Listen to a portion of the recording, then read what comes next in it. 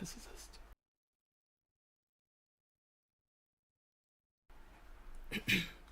So I don't know, I kind of found myself inside of a math hole. And it keeps digging deeper and deeper. This math hole.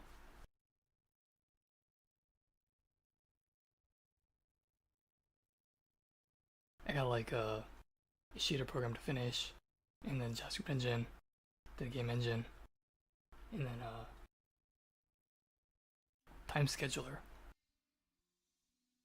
It's a whole new distraction.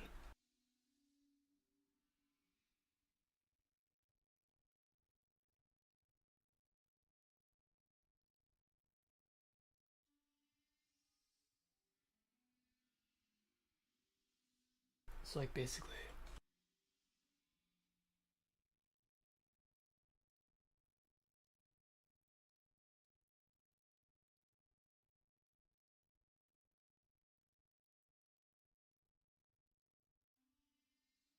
I don't know, this here I guess.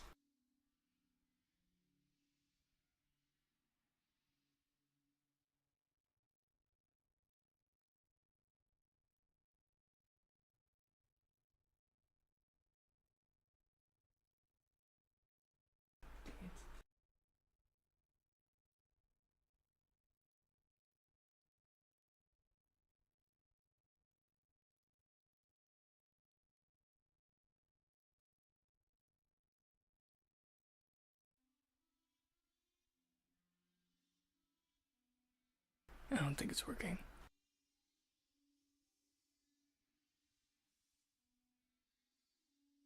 Wait, there is sound.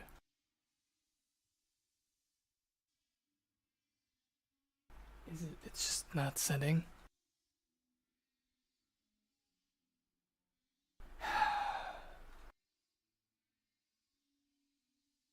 It's 2026.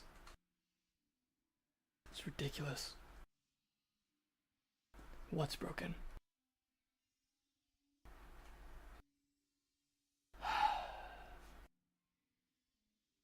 Is it just the software?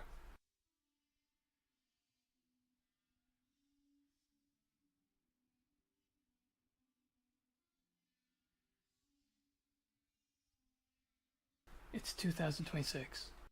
We don't have hoverboards. The least you could expect, or I would assume to expect, is working software.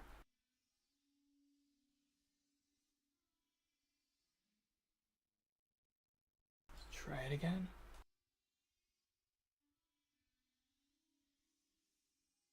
It just will not highlight.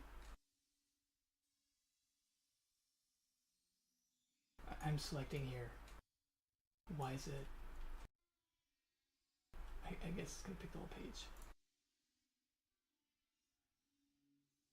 Discrete time linear systems and transfer. Alright, now it's working, but I can't hear it.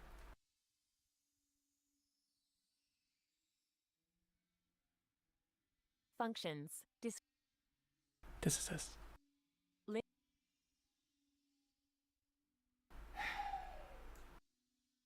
Why is the stream dying?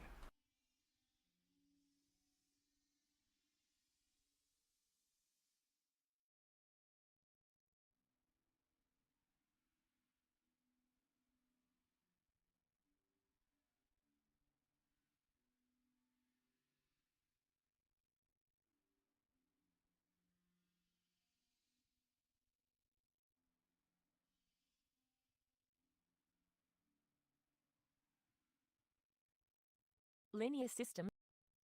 There we go.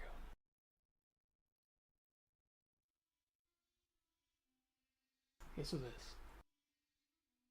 Systems and transfer function sampling and discrete time systems. Discrete time signals typically emanate from continuous time ones by a procedure called sampling. If a digital computer is used for this purpose, then we typically sample the continuous time signal at a constant rate, t equals sample period, or sampling interval, t equals sample rate, or sampling frequency, in hertz, to phi t equals sample rate in rad s1, by tk equals kt for k equals 2, 1, 0, 1, 2, 3. We denote the sampling instance or sample times, at which we obtain a snapshot of the Okay, so basically, here, whatever.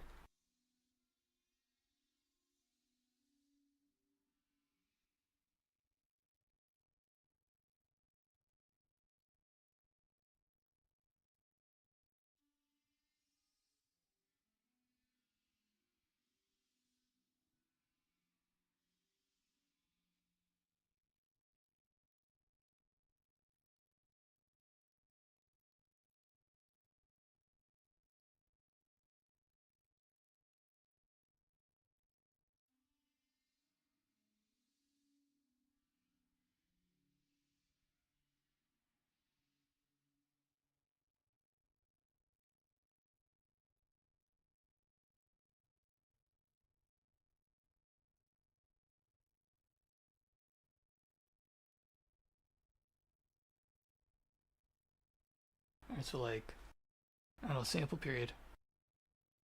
That's gonna be like 1. But not really a 1.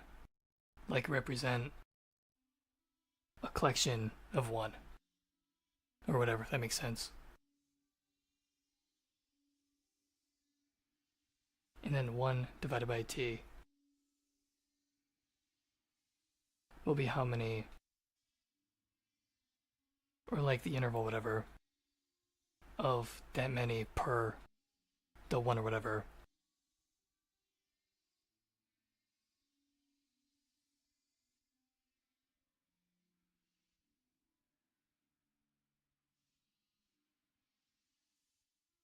So I'm just going with like 64 because it's power 2.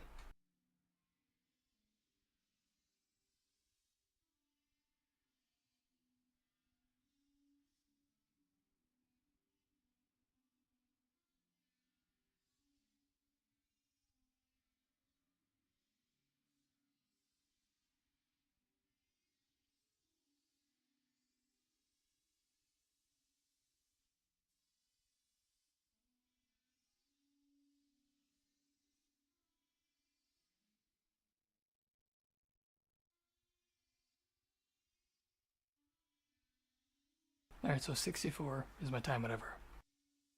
Which means like 64 is 1. So if I want 64 updates a second, that's like 1. That's all of time. Or like the sample time of the total time.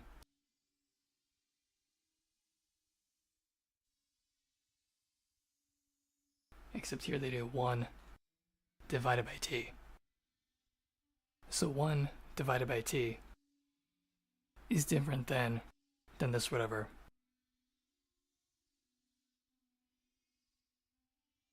So like doing this whatever, it defines 1. If it's done this way, then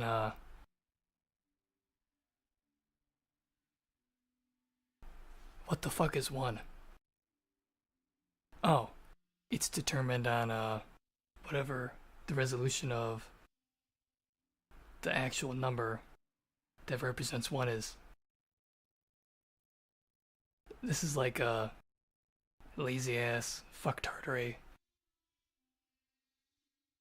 floating point math shit. So like accuracy doesn't involve floating point fucktardery. Cause like floating point is like the dumbest fucking shit.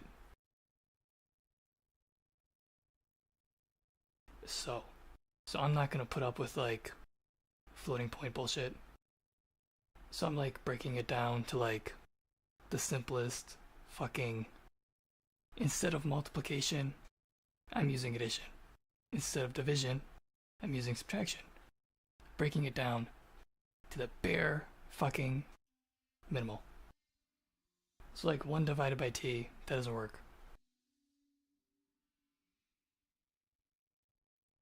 It does work if you're fucking stupid and you find a floating point precision acceptable, then yes, it works.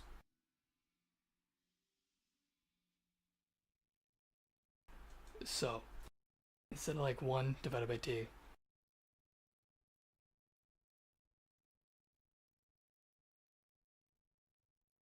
since T64. So instead of this, I'm doing this.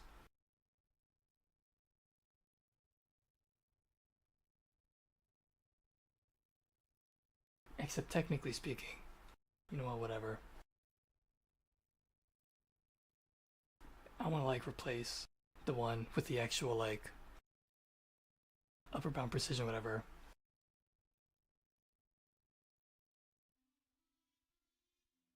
It's like in a nutshell. This whatever.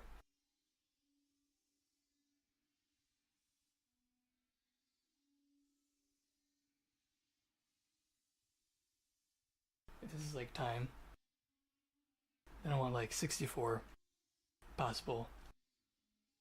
Oh damn it.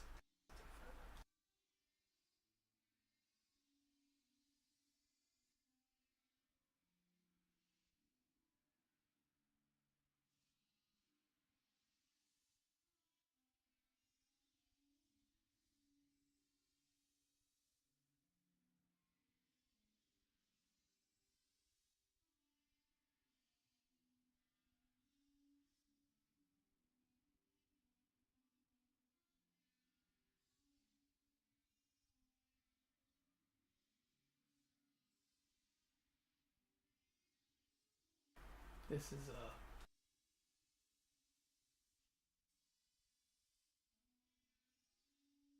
this is why floating point sucks. Look at this. That's like the opposite of precision. That's called a floating point rounding. You see how like not precise that is? I just want to like line up, but it's like it's floating point math. Yeah. So I'm not gonna deal with floating point for time scheduling.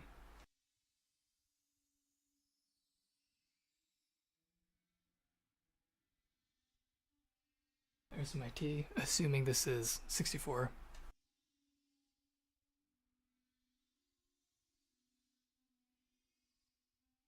I want like of the total time to be able to like determine how many like individual updates per second, or not second, or whatever time is. So like of 64, I want to be able to like say I want 1 out of 64, 2 out of 64, 3 out of 64, 34 out of 64, 63 out of 64, or I want 64 out of 64.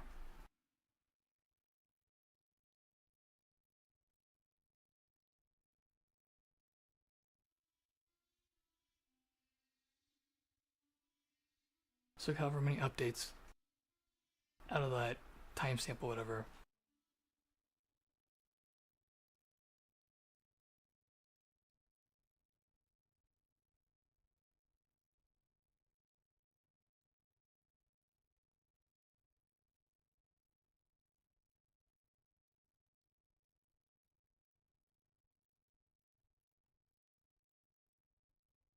I want to be able to pick with like finite, absolute fucking precision the exact update rate out of time. And then this time here, I want to be able to pick an arbitrarily large time. So I could pick like 2000 or something.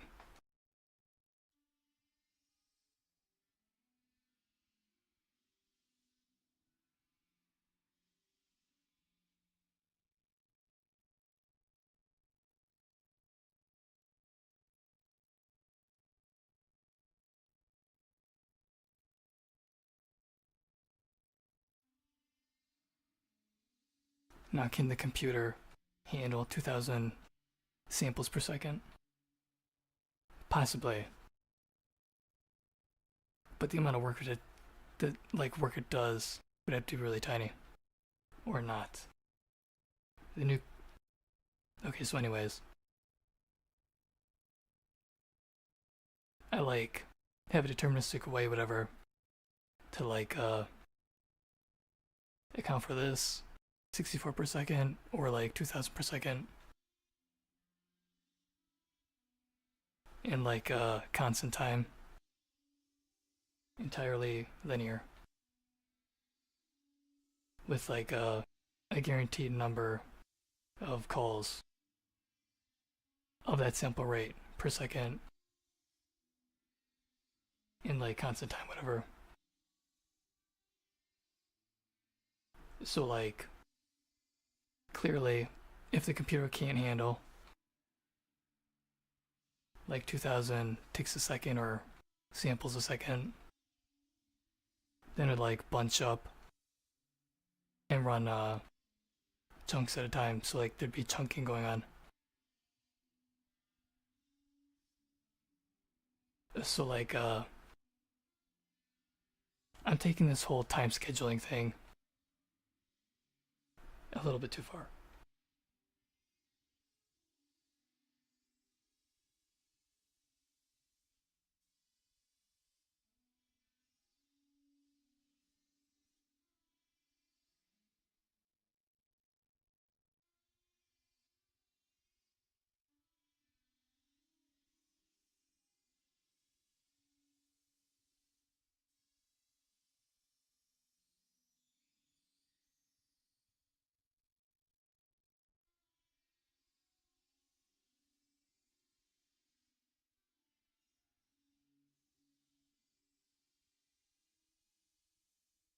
So like this is like it's more than just a time scheduler.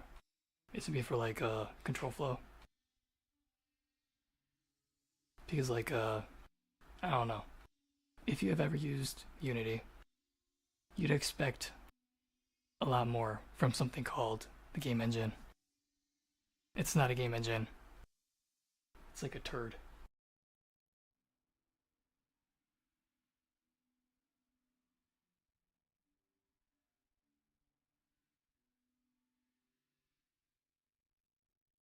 It's like Unity uses cron. It's like the most out of date.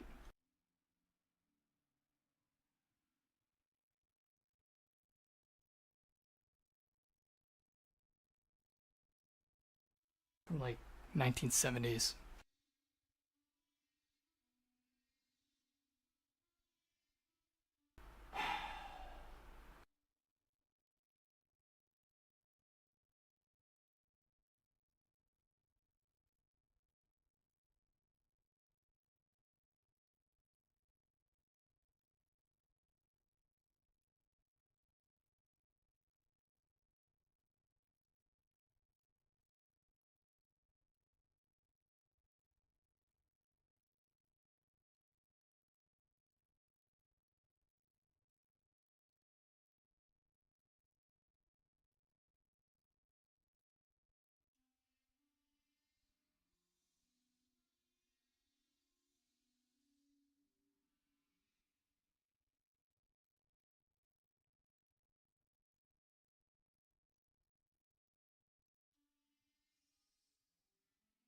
We gotta find it.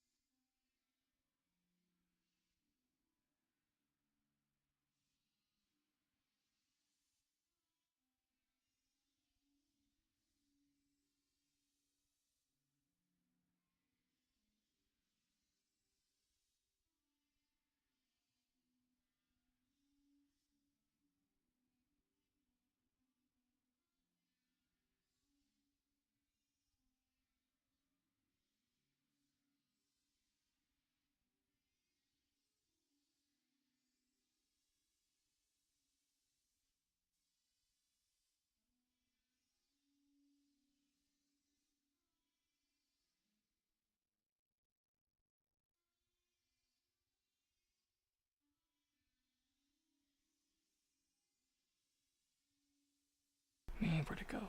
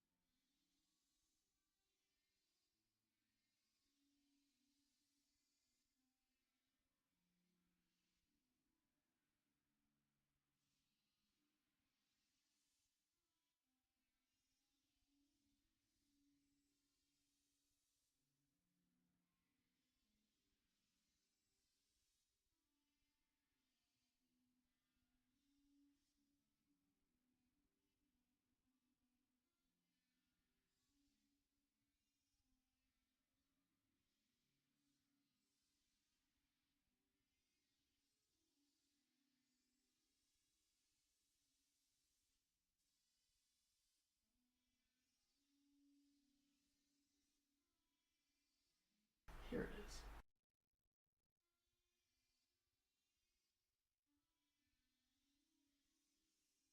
So, like, when I say out of date, Unity is so out of date. It is so out of date. This garbage software is stuck in the 1970s. I am so tired of the 1970s. It's 2026. It's not the 1970s. I mean, sure. Ideas from the 1970s, great. But to like keep things around from the 1970s,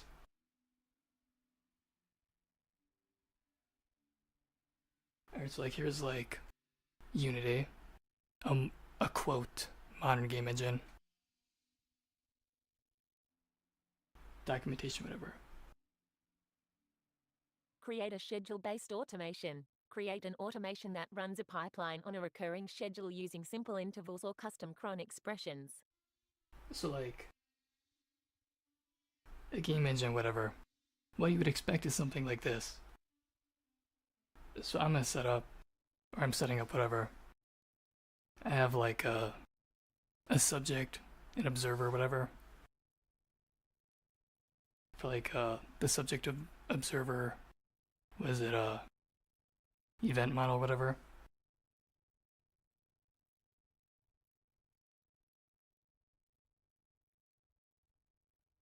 Oh, this software is garbage.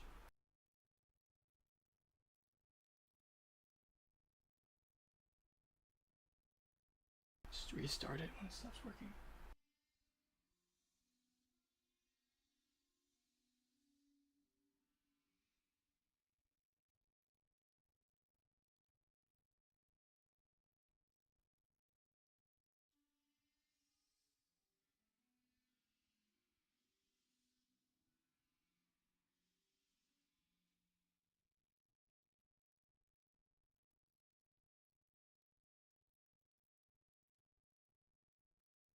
So I like the observer.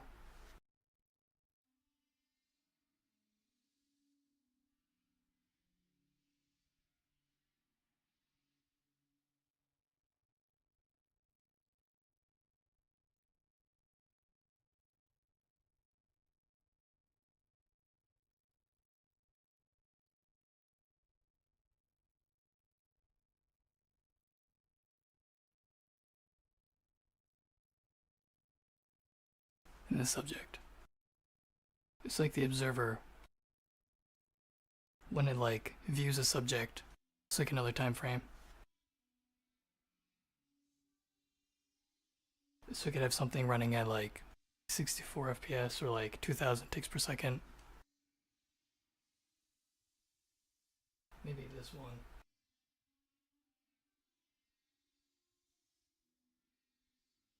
is the observer or whatever.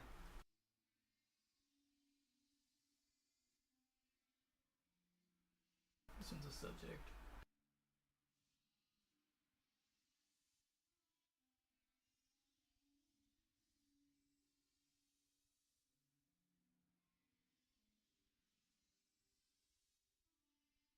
So if like this one is observing this one,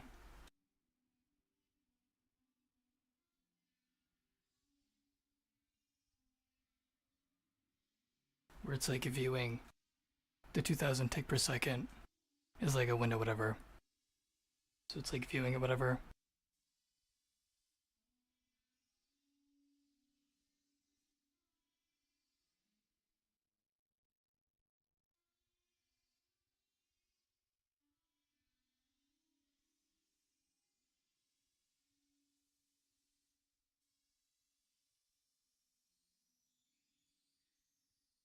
Then I want like four tags, whatever.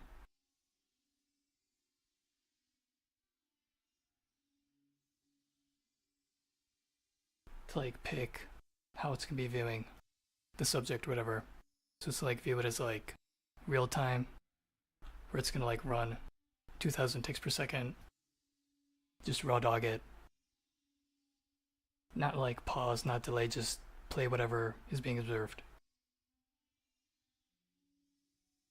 Then I have like a pause option, whatever, for the observer.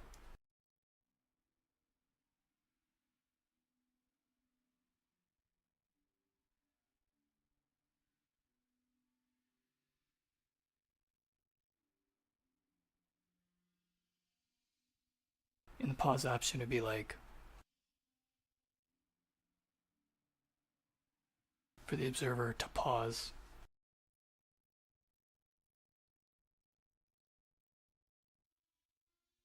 if the thing running at like 2000 ticks per second, if it's not able to like to keep up, then it's gonna pause and then continue. So it'll basically just stutter if it can handle what it's viewing. But if you're like recording something or you're rendering something, then there won't be a stutter because you're having the whole system stop until it renders a frame and then save it, then you'd stop and then you run, pause, whatever. So like it wouldn't technically be stutter. It'd depend on the context.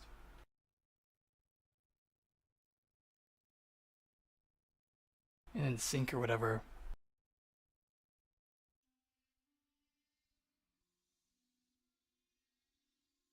If the subject is at like running at 2 times speed, if it's like StarCraft 2 or Age of Empires, and the game has to replay, and it's got to play it back double time, or if it's like to like I don't know, like when you replay a game,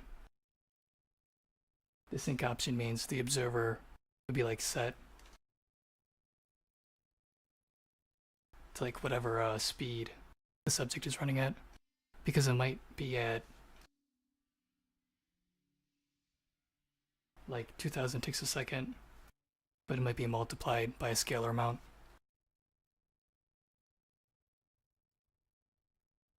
Or it's like running at 2 times speed, 2.5 speed, 3 times speed, whatever. It's like the sync option would keep things in sync compared to like the real time view where it just views it in real time compared to like the pause time. We'll like pause, let it catch up whatever and then run and then pause whatever.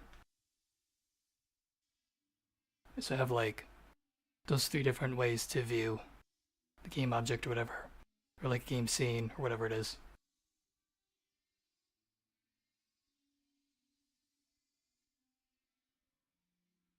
And then like the jump option would be for like control flow. So if like a game's loading and it's taking too long to load,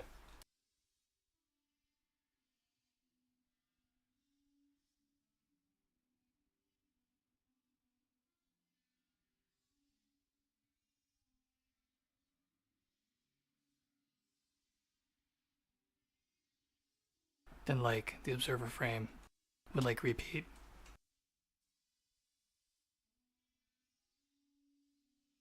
And just repeat. Or it would jump to a different frame.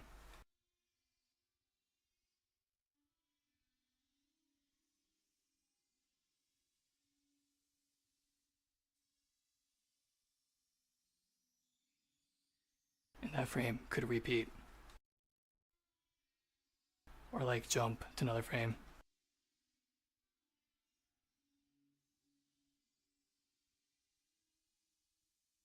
So like the jump option would be like based on a condition of the subject frame, what the observer frame is going to be doing, or like the main scene, or whatever you want to call it.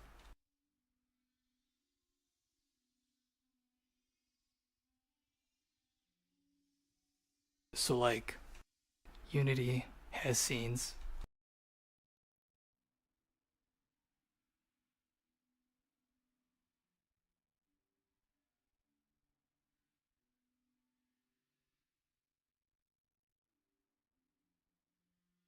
And I don't even remember.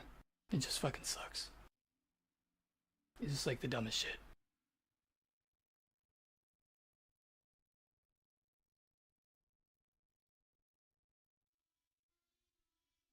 And you'd think something like this exists.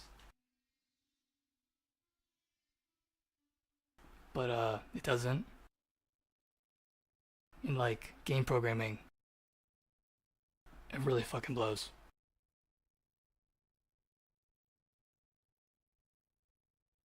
So Unity does have whatever though in their documentation. This is like Unity documentation. from their website. https://docs.unity.com.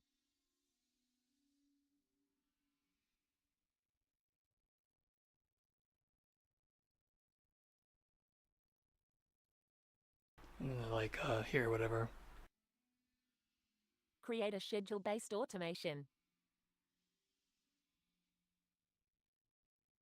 And down here. Well, I guess first off, you got here. So you can do all this stuff, whatever.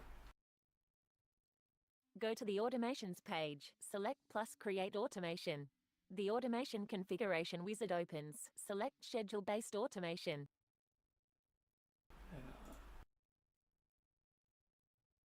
The automation is created and enabled by default. You can view your automations on the Automations page. Select your automation to expand it and view its details.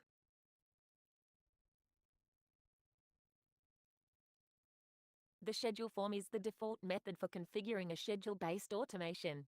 The form generates a cron expression, which appears on the right side of the dialog. So you got hourly, daily, weekly, monthly.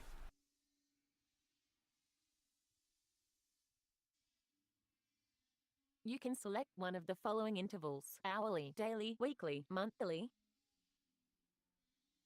Hourly, configure a time offset, which is the number of minutes past the hour. Daily, weekly, configure time of day to choose a specific hour and minute.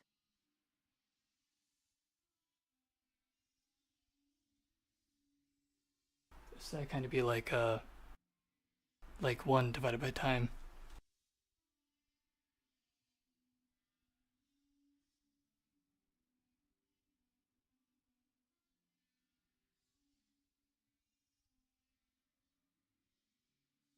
Is that monthly? Or is it weekly?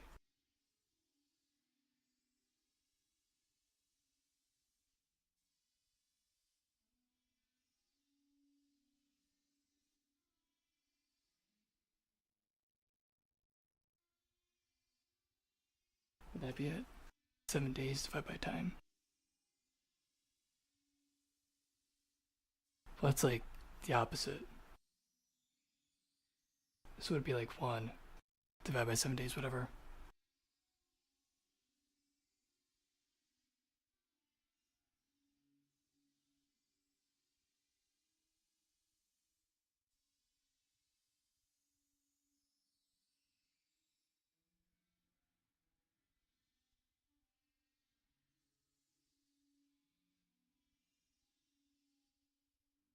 I don't know, whatever.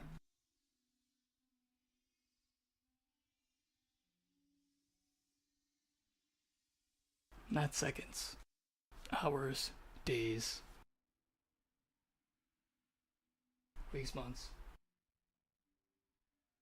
You can select one of the following intervals: hourly, daily, weekly, monthly.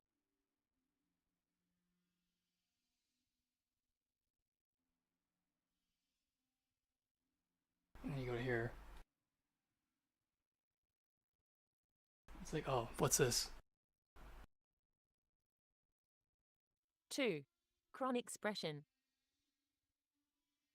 Note: this method is for advanced users who prefer using cron expressions and need scheduling capabilities not available in the schedule form. So there's different ways to schedule things. You can do it in the code, in the game loop. You get the time. So I don't know, there's different ways to schedule things. But like this is like when you click here, it's like mind blown. It's like, what year is it? Are you kidding me? This is the advanced users prefer using cron. So I clicked on the link.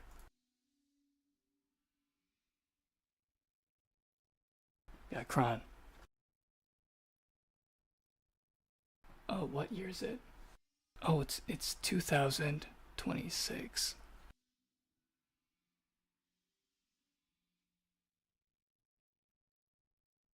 We live in currently It's 2026. So, cron, for advanced users in Unity, cron is from 1975. Written in C at Bell Laboratories. Damn, look at that. I mean, 2026? Unity game engine is like modern. Does that computer look modern to you? No, that doesn't look very modern. 50 years ago.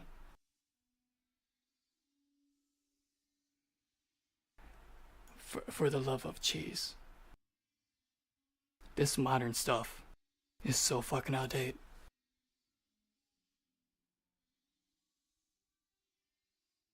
Cron is a time-based job scheduler.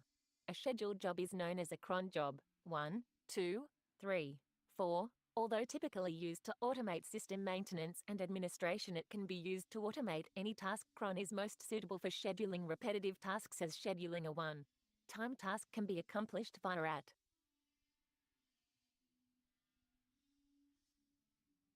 So I don't know. This stuff is this is so out of date.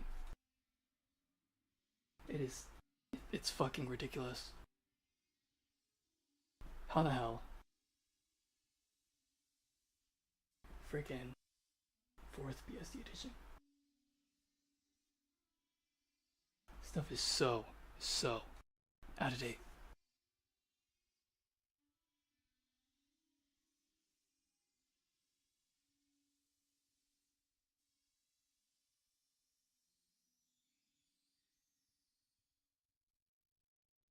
So I don't know.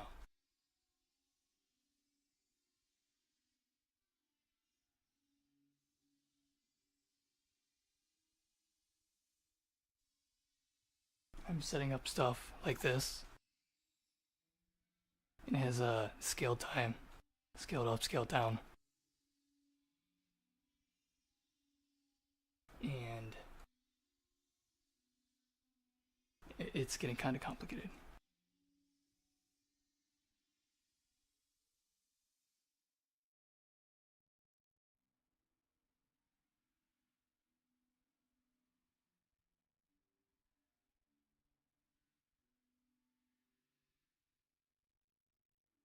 So like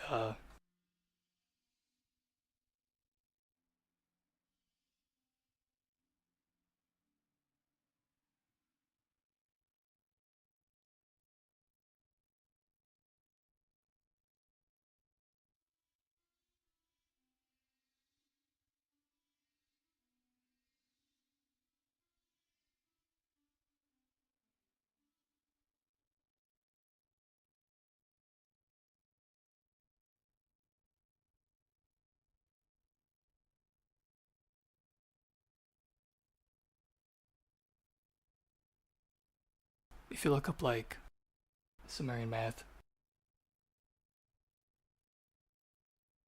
or whatever, or like older math systems, they do numbers differently, whatever. So instead of like floating point with like 1 divided by time,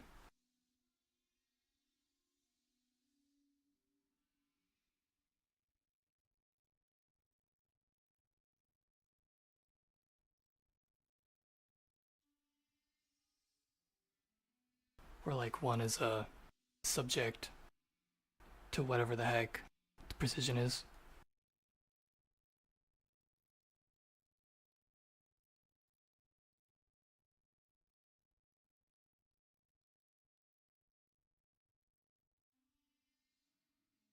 I don't know, chatbot's easier than like finding stuff on the internet sometimes.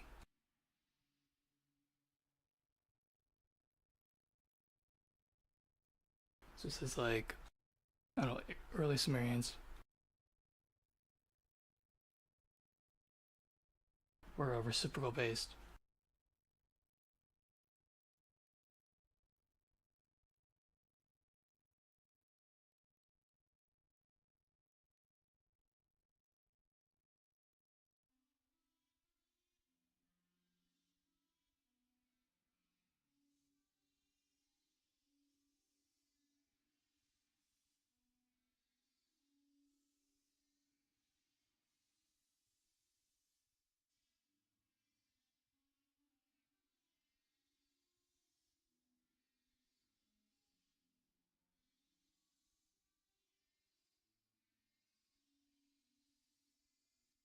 So I don't know, we have like numerator, denominator.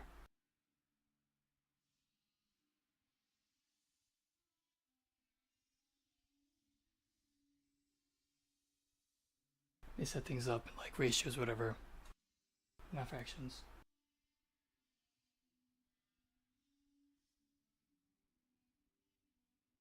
So I don't know. That didn't even help me.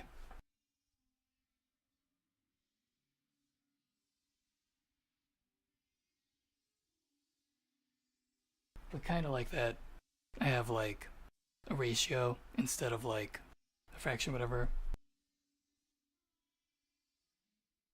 So I have like the total samples per second.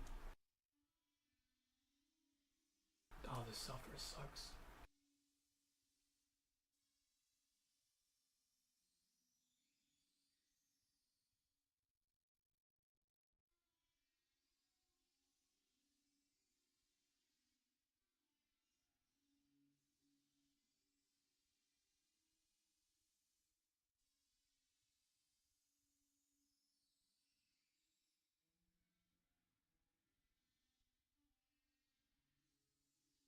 I have total samples per second.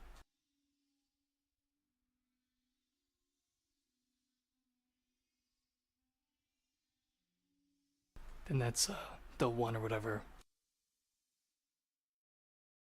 And the time is however many samples of those samples per second to like sample it.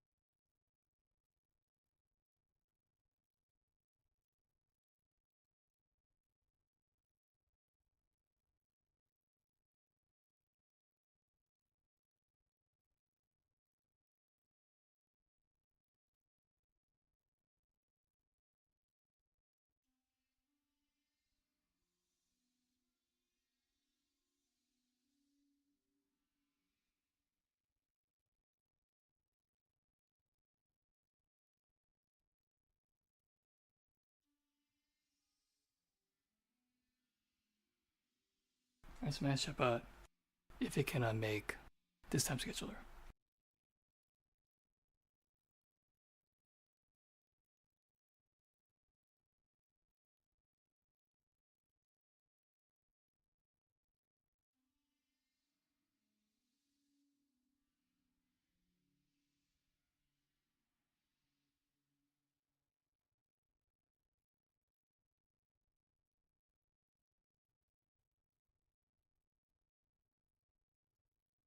Skip to content chat GPT login sign up.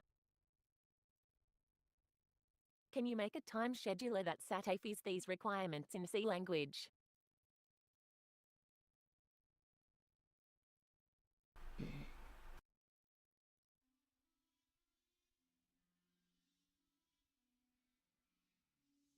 Can you make a time scheduler that satisfies these requirements in C language? You're essentially describing a highly optimized, deterministic, discrete time scheduler with properties that almost no mainstream engine provides: arbitrary tick rates, millions per second theoretically, full deterministic replay with exact discrete ordering, constant time scheduling cost per tick, independent of number of systems, fully predictable interleaving for physics, game objects, or JS tasks, capable of being used both for a game engine and for a deterministic JS engine, efficient enough to outperform OS-level timers. This is extremely rare. Most systems either use per-thread OS timers, non-deterministic, use fixed low-frequency ticks, like 30-60 Hz, accumulate floating-point deltas, drift-prone, cannot guarantee deterministic interleaving. So what you're building is essentially a deterministic, high-resolution, Discrete time scheduling kernel for user space tasks. So that's what chatbot said last time, whatever. Is like the description, whatever we're making. So I'm like, man, this software is so bad. I gotta check if it's even streaming. I'm gonna see if chatbot can like make something that meets these specifications.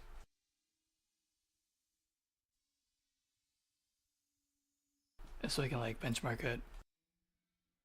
And I gotta like finish up the time schedule I'm working on, whatever. I gotta check if the stream's even working. The software is shit.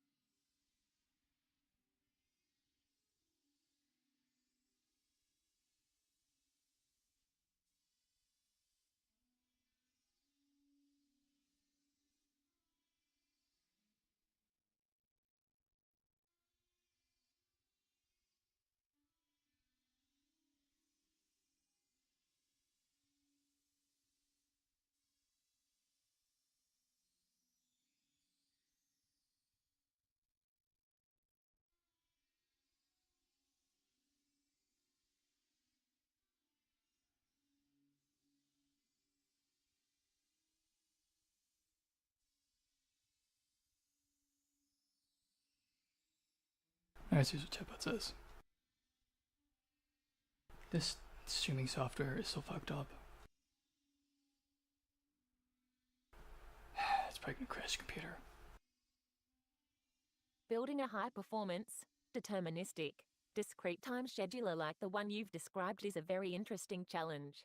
The system would need to manage tasks in a manner that ensures every tick happens at precise intervals, with constant time scheduling cost per tick, and no drift over time. Below, I will outline a simplified version of how such a scheduler might be implemented and see the key aspects of this approach would include.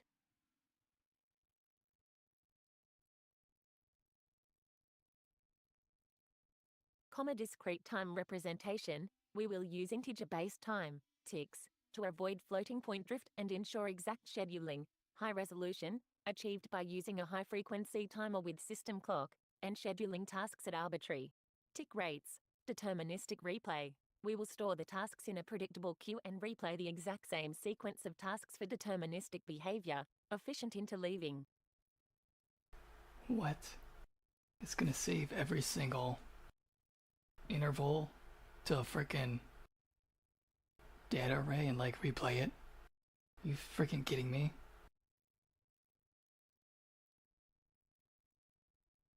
Oh my god, that's the dumbest thing I've ever heard. Ensure tasks are interleaved in a way that guarantees consistency, even when there are multiple tasks running concurrently. Let's dive into the code implementation. Okay, so first I'm gonna try to fix it on this.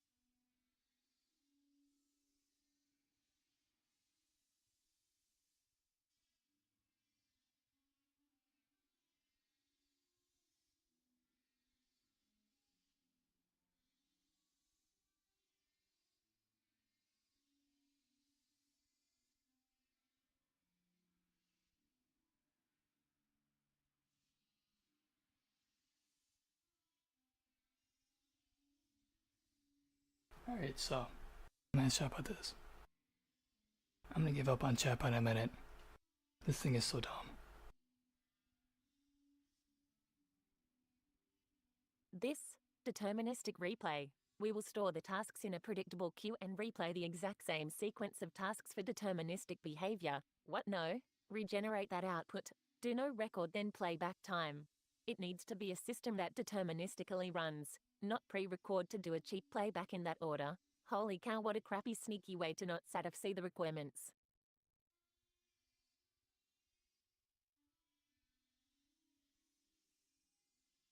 ChatGPT said, I get what you're saying now.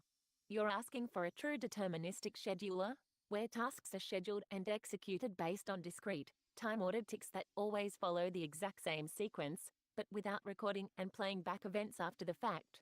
This means the system must be deterministic by design, not by replaying pre-recorded sequences. Well, that's what I originally asked, so yeah.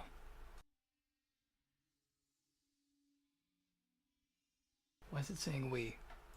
What does it mean we? There's no we chatbot. The only we is all the people that GPT stole their public data from to make GPT. The core of the solution, we want a scheduler where time management is deterministic, without floating point drifts. Task execution is predictable and occurs strictly at defined ticks. No drift or imprecision accumulates over time. Deterministic interleaving between multiple tasks, so even if the system involves complex timing or concurrency, the order is always exactly the same.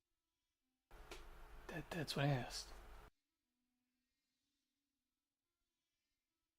Is it gonna try to like cop out or whatever? The correct approach, instead of relying on recording and replaying, the idea is that the scheduling decisions are based purely on the system state, task queue, time, at any given moment.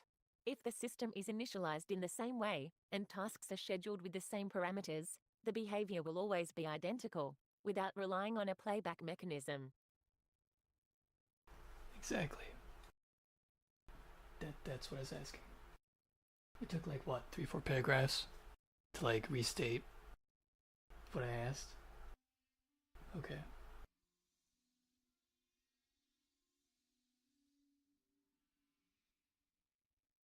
That's the only reason like this would be useful, whatever. Is for like playback or like viewing something that's not playback within like a time frame or whatever. Or like things being run at a sample time frame within whatever.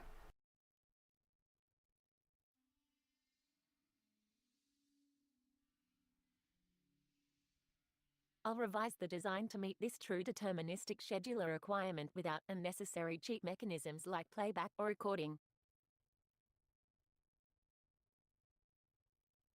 Updated approach. The tasks will always be scheduled based on discrete ticks, and execution happens only at specific ticks. There is no drift or playback. Tasks will be scheduled based on a priority queue that is sorted by tick time, ensuring they execute in the right order. No recording or replays are used. Tasks are computed directly based on time, so given identical input, the system will behave deterministically every time. Okay, chatbot. Like it can actually do that.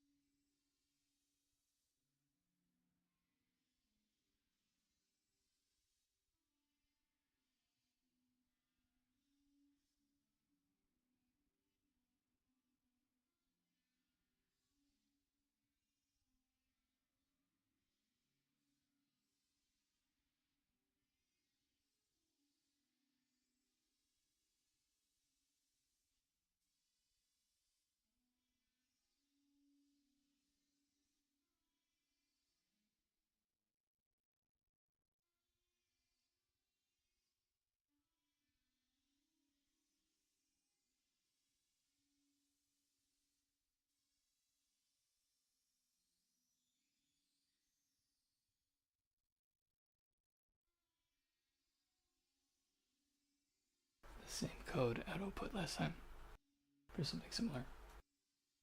This runs off a freaking template.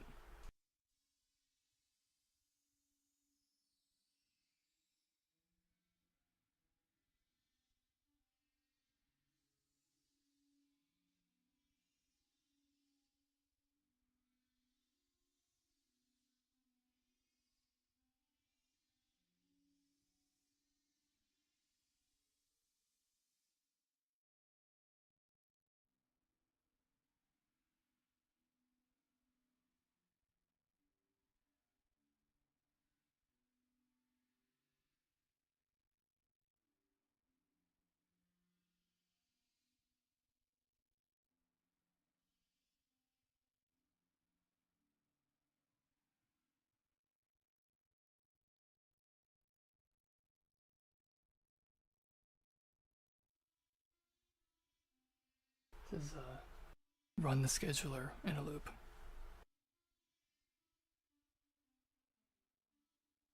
So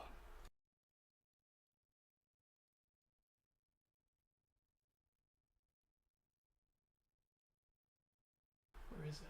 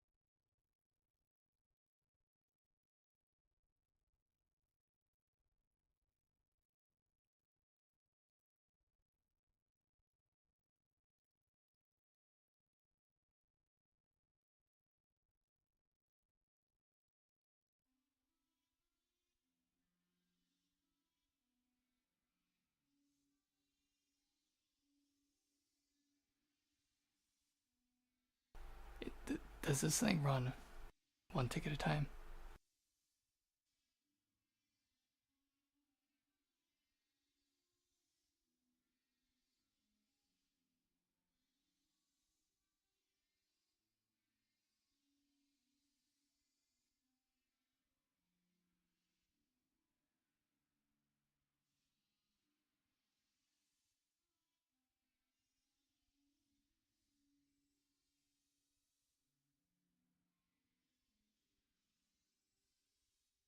Well, text to speech stopped working. Oh, all the sound stopped working.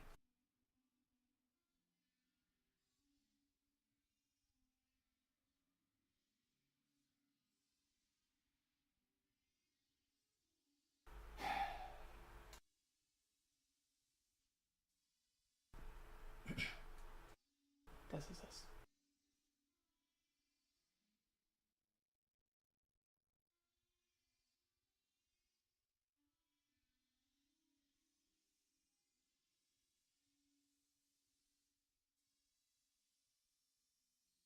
It's not working.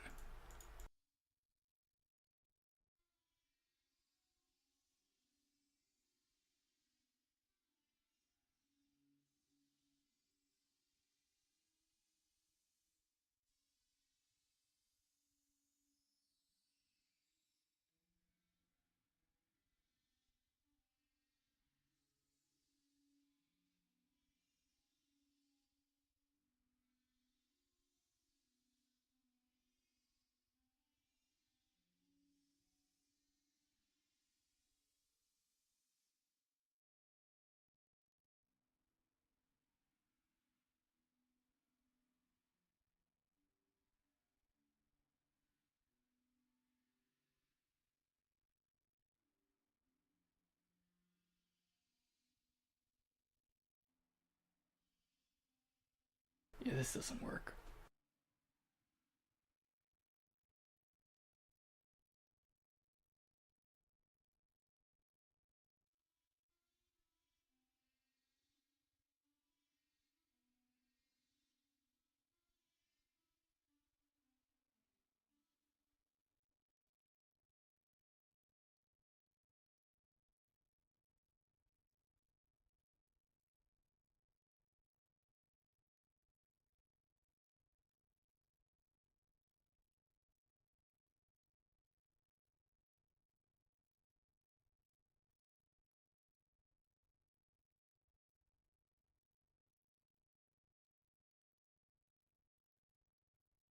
Alright, so chatbot says, no, it does not absolutely satisfy requirements.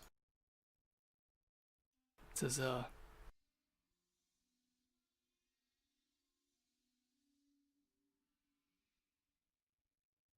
says key failures to meet deterministic interleaving while tasks are executed in predictable order based on the scheduled time. The scheduler doesn't handle multiple systems that might run in parallel.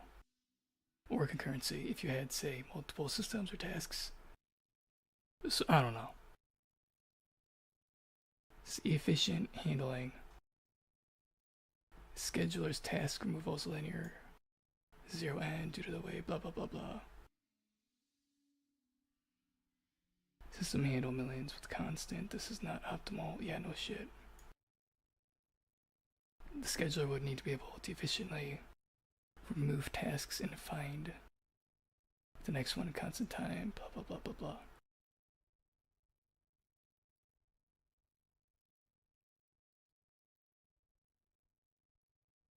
For millions of tasks a second, the current linear search and array shifting would become inefficient. You would need a priority queue or similar, blah blah blah.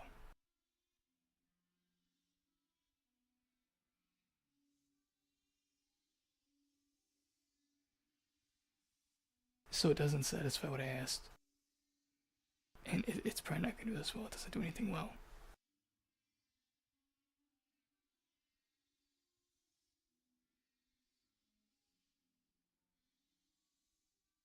So it says, answer is no, it does not absolutely satisfy requirements.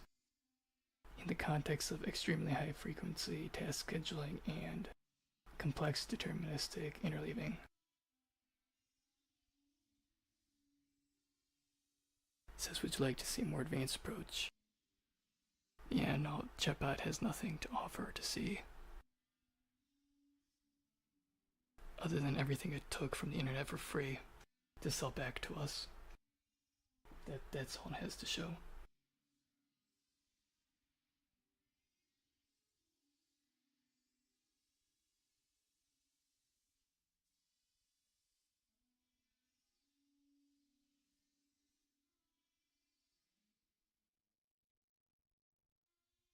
Okay, so now whatever. I currently have it like set up for like 64 second.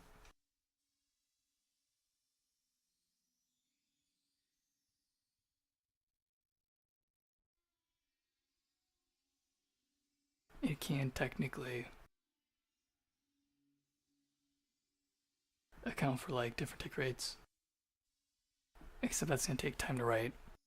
Cause I kinda like I took like bit mask shortcuts. So I'm kinda like stuck with 64 for now.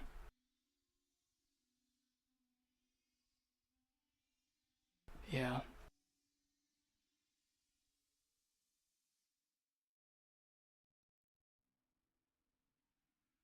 So I'm like stuck at 64.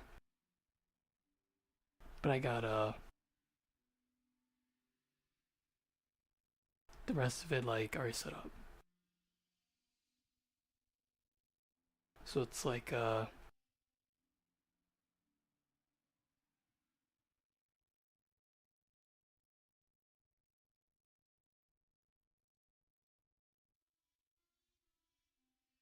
there's like the stuff that happens.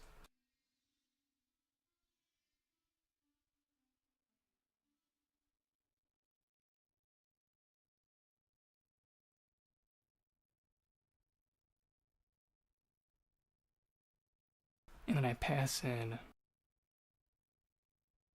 the current sample whatever out of the total for each grouping or whatever.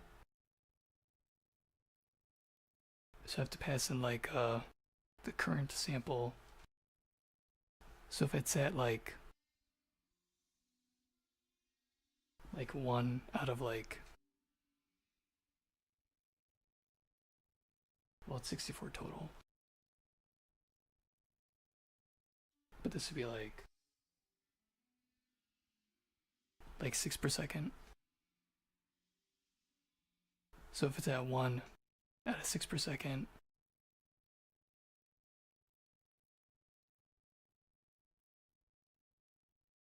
since it's like 64 as a total,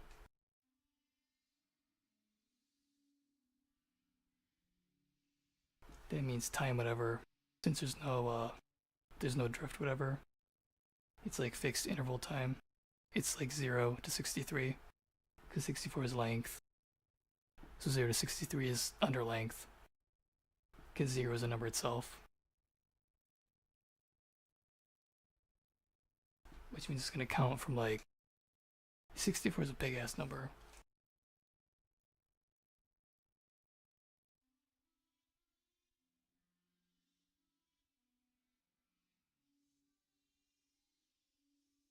This program is shit.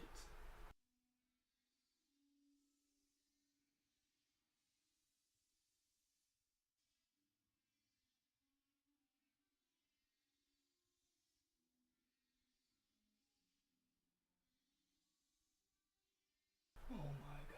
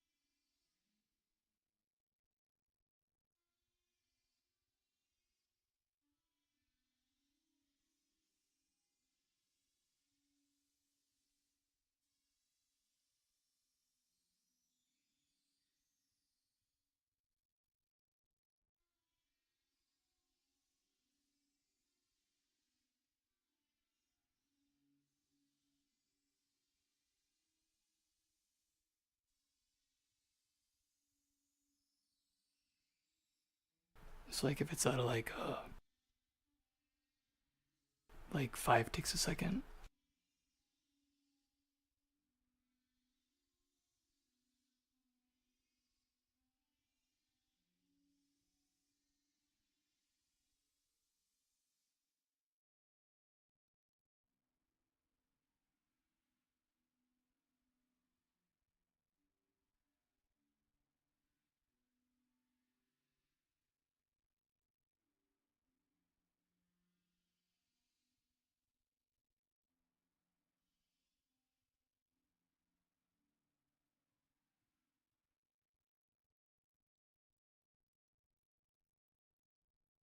Then it means the total whatever is 5. That's my time.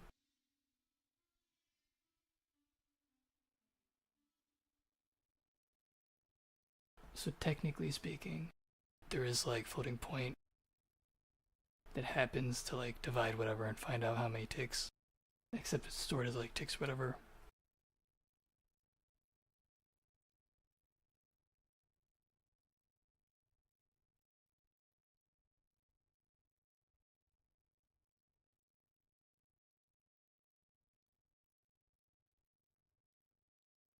It's like the stuff part.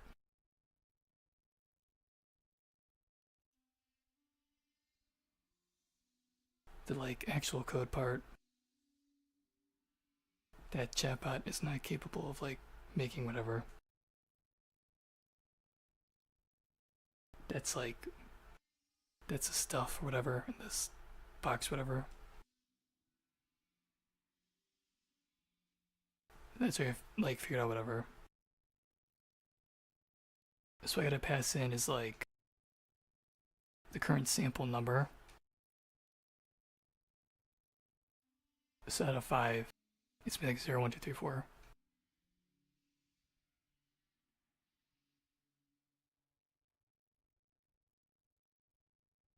So if it's on like step 3, then I pass in like 3.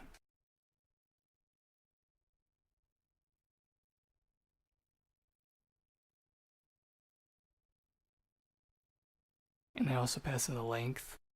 So if it's like 2 steps of time have passed, then I pass in like 3 and then 2.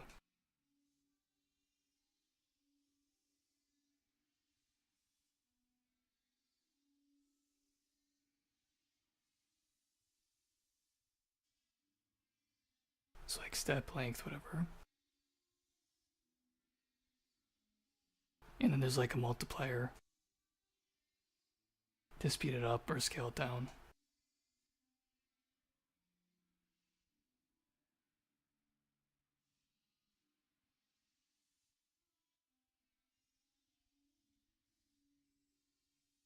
Except that's kind of like tied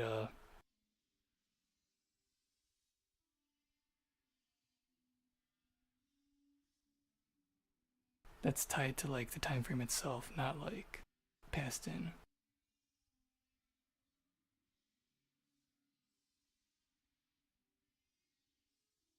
So I don't know, I guess I just need to pass in like the current step and length of how many steps.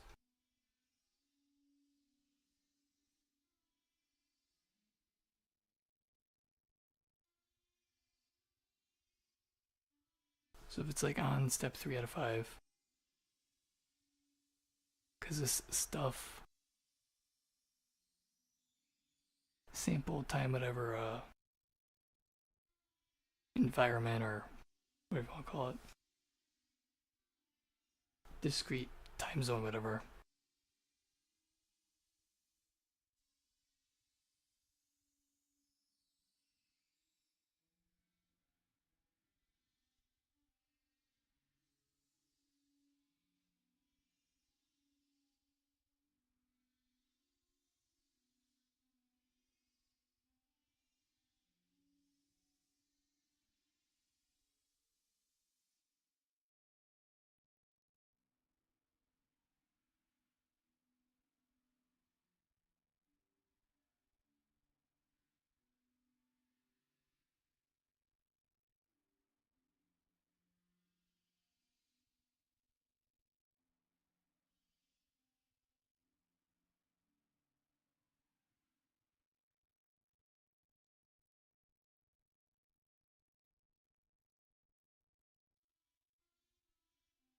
The time for like each like discrete time zone, whatever, in the scheduler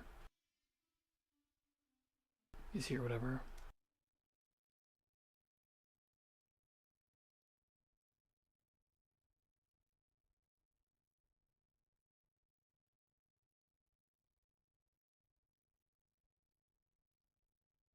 So this one's 64. So like what we passed in is like the step.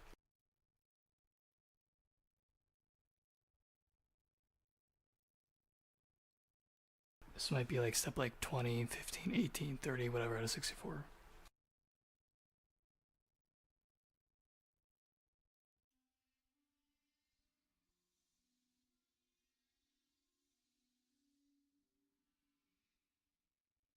Gets passed in there, whatever. And this is like the time of samples for that, whatever.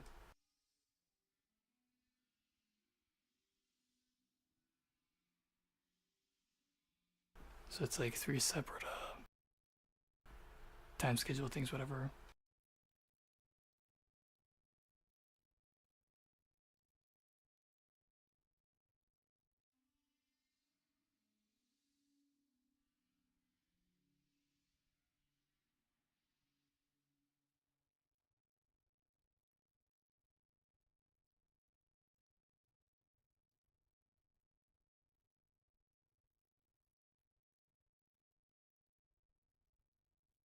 So like for 5, so like when it runs, whatever,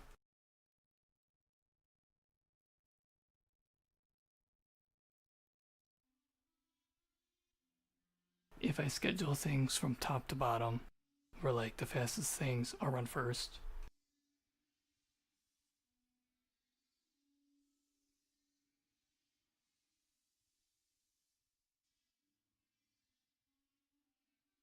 so it processes these and these and these.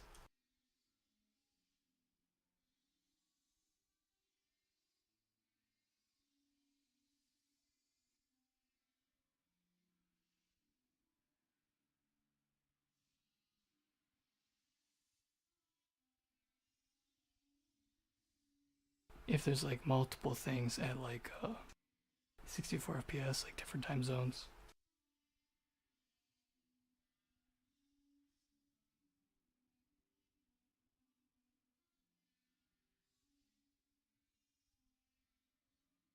if I give like each of these an ID,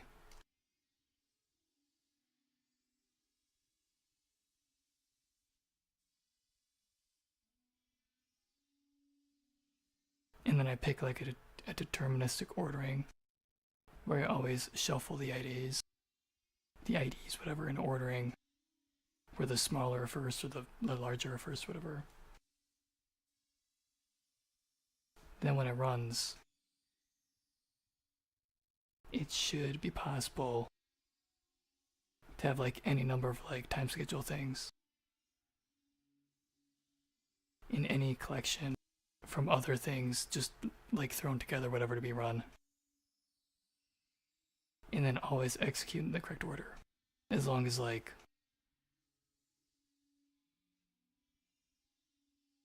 everything inside like the stuff chunk is like already like ordered correctly. Then like the total ordering of like all the other instances, they should technically, I'm not gonna buy this chap, I'm just gonna assume. If not though, then I have to like make sure to set things up. So I don't know, it's whatever, it's a different thing.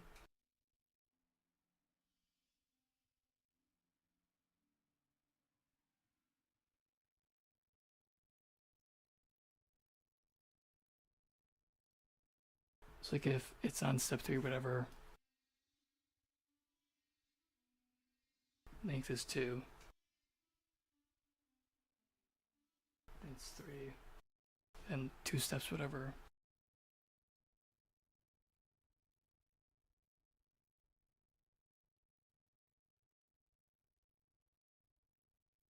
Background is step 0, because we go like 3. Well, actually, to pass in 3. Let's pass in 4. So get 4 steps past. They'd be like 3, 4, 5, 6. So like wrap around whatever. So like this part, I gotta like set up.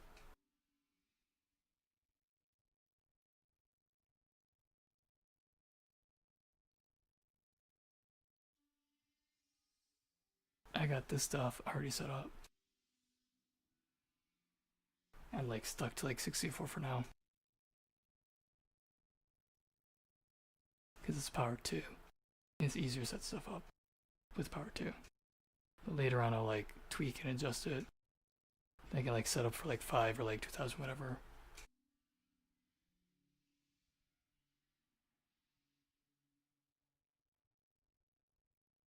So currently I need to just pass in these 2 numbers.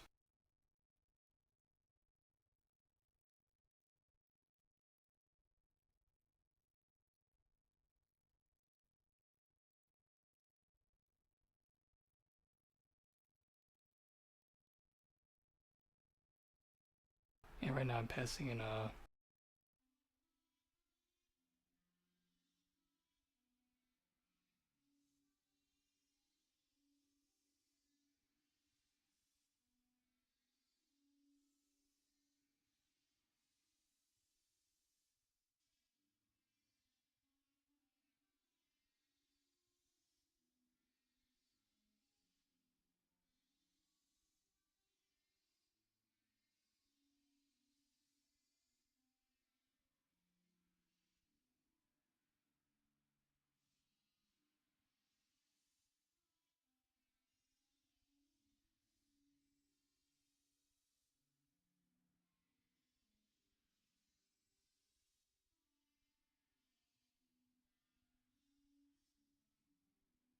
so right now whatever. If I pass in like 1 1 1, so like 1 step, if like 1 step elapsed, or 1 duration elapsed, whatever,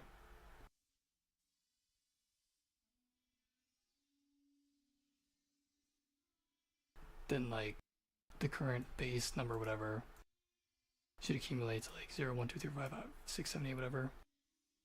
And length here should be 1 on the right hand side. Say whatever the current base is, or like the offset, and then the length of how many steps, whatever.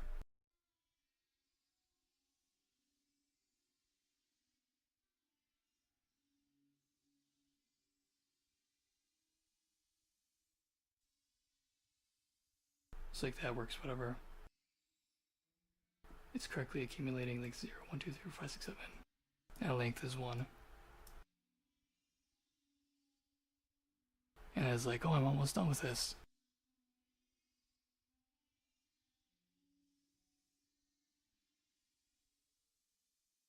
But if I pass in like 63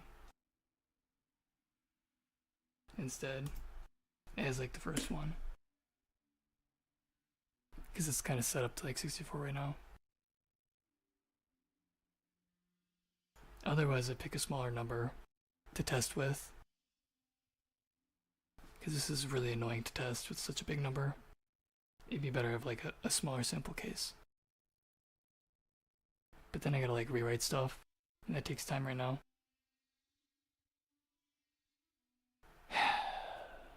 Everything takes fucking time.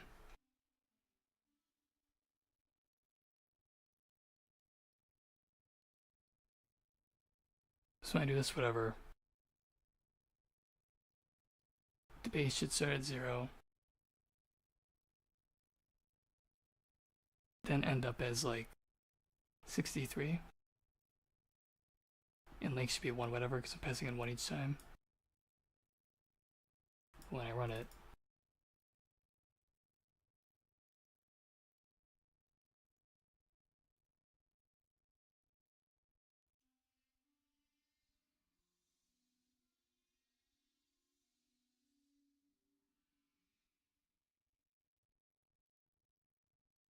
I get like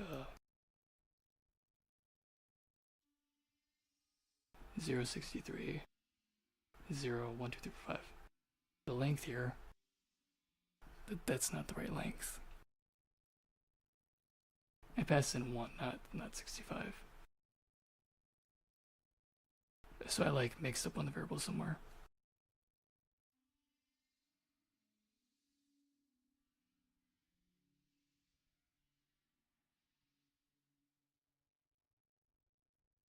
It's like all the like logic, whatever,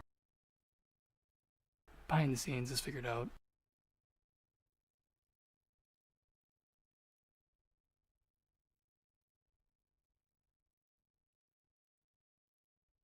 All this stuff, whatever. But like passing in these parameters,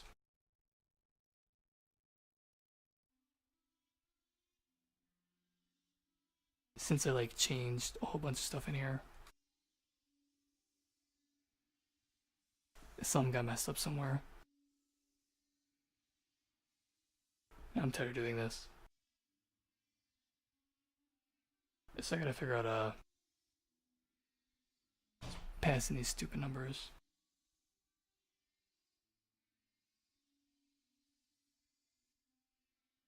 Yeah. Real-time programming.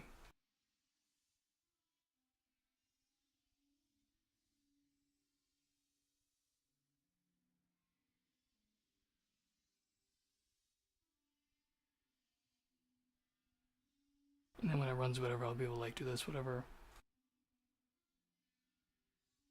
But I still have to go through and like update it, because right now it's kind of like fixed to like 64. So I can't change it to like 2005. Everything takes time.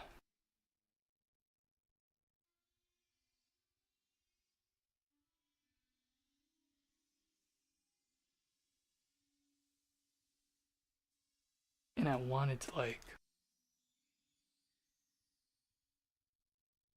start setting up this stuff.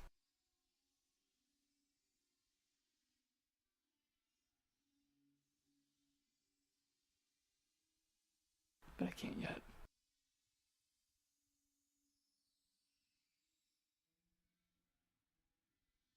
I'm still stuck on this.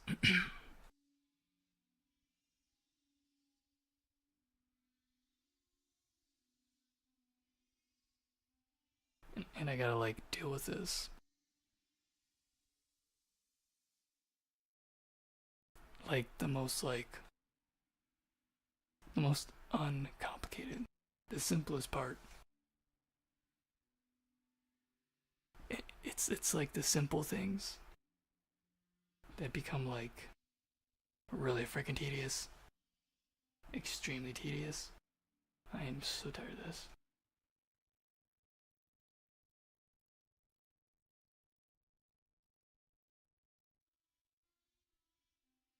So since this is like real-time programming, I'm gonna be working on this whatever. Oh, the program's stuck. Oh, everything sucks. So I need more caffeine.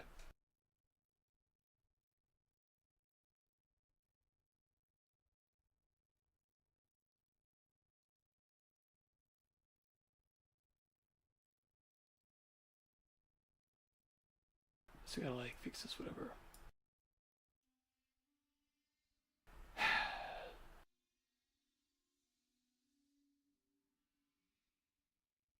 And I can't show my screen most of the time. So I'll just like toggle between this and like this whatever. Go back and forth.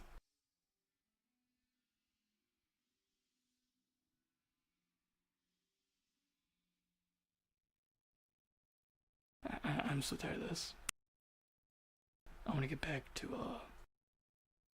JavaScript engine.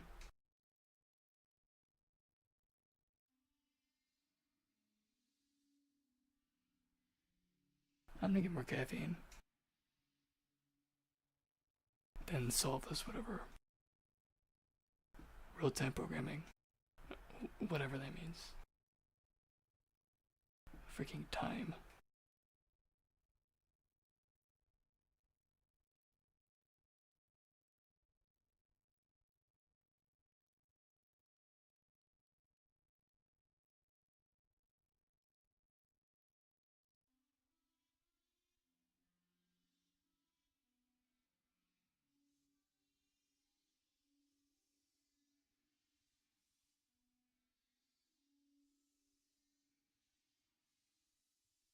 The program's stuck.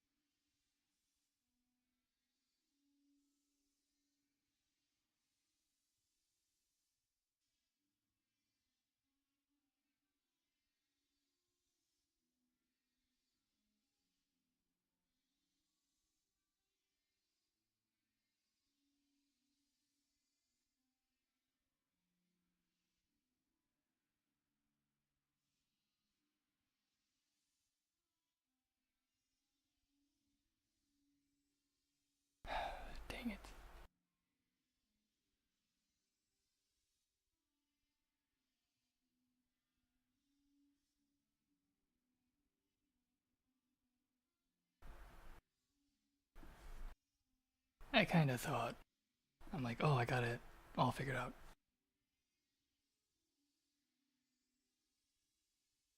Man.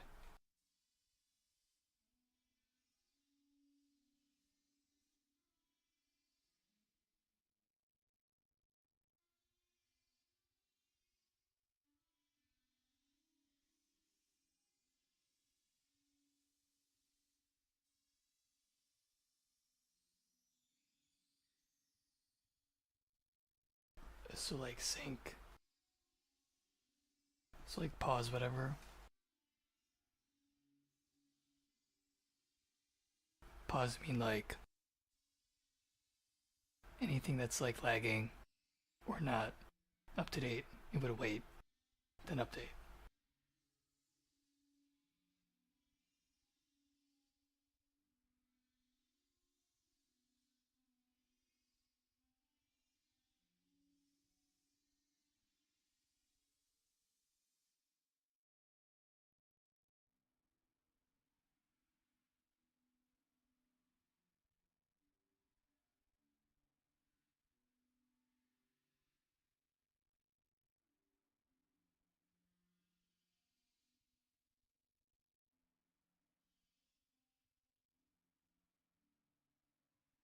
So if like the observer was set to pause when like a subject is lagging or like isn't up to like to date or it's waiting on it, then it would pause.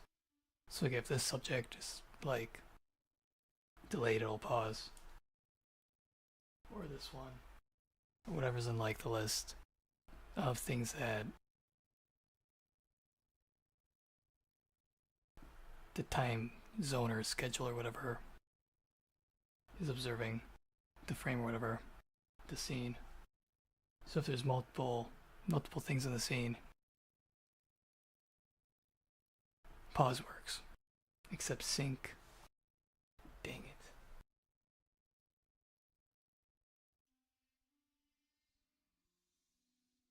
If this one's running at like a speed of like 2.5 faster,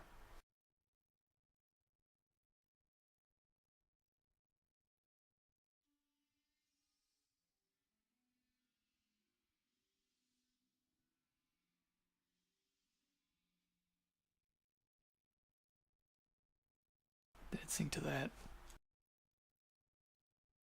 But if like this one is running like 30.75 times faster,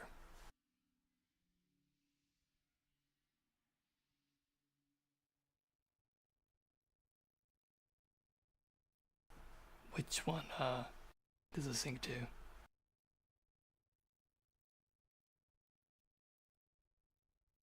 So it could like view things in real time. And that's just whatever, it just runs and then it views it.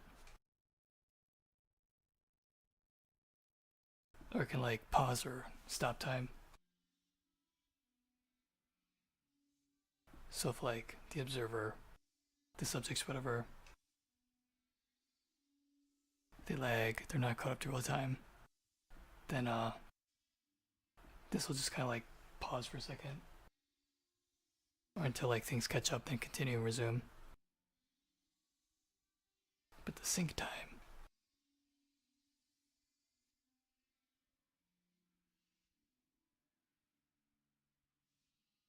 I'm not to rethink that. Because like jump time, that also works.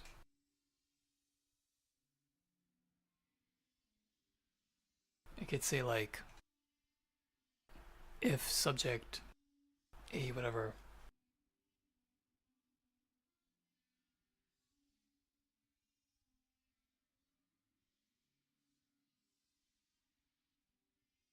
if like subject A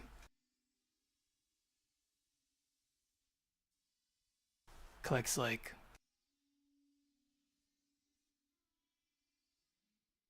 10 tokens or something, or I don't even know, power-ups,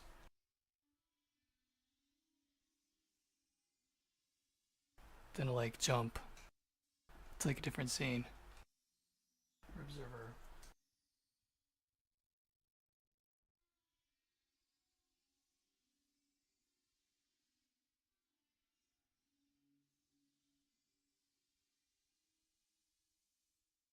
put like a condition on the other one. And say like if this happens, this time's out. Or if it's like a race, if the counter hits 0, then like jump whatever. It's like another scene or whatever, time zone or whatever.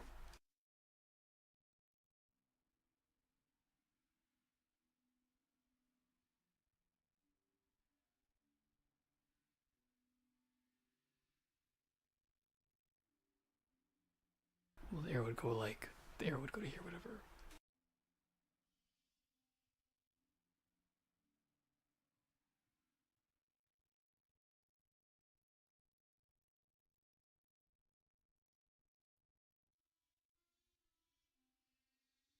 And then whatever's inside that scene is whatever.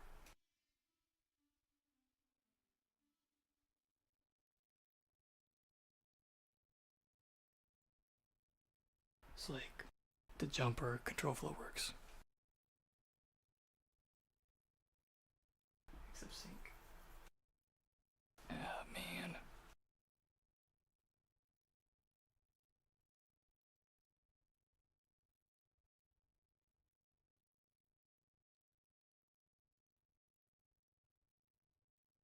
I'll figure that later.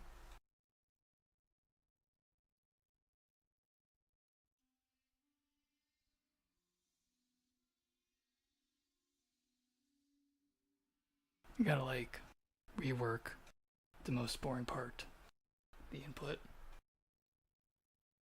Oh, I'm so tired of this. I think it's been like a week.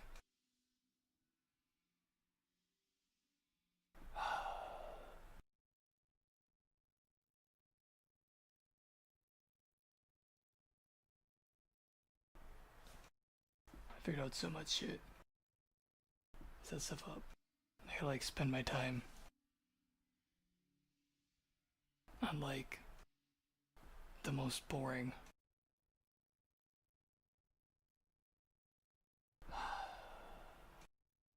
Real-time programming.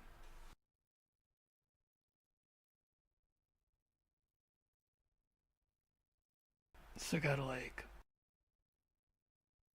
I'm tired of this. I gotta update the like time schedule stuff.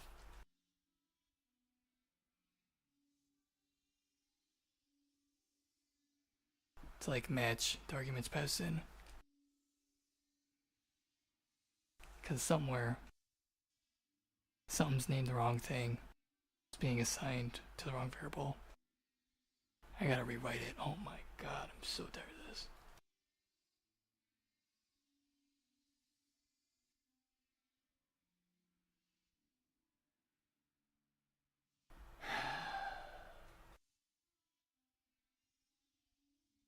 I need more water. I'm gonna like rewrite this stuff or whatever.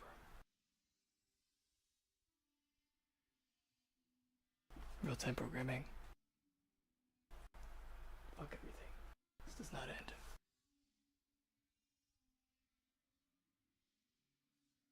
So freaking boring.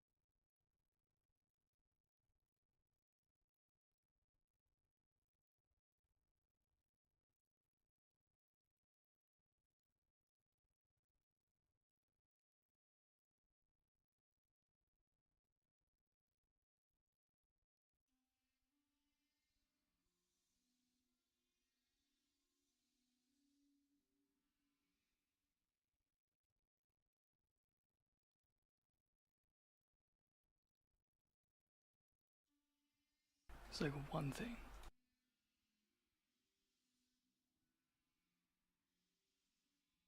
So if it's set up like this, whatever, it's like, I think it's like 2000 ticks or samples per second, then 64, then like 5, whatever.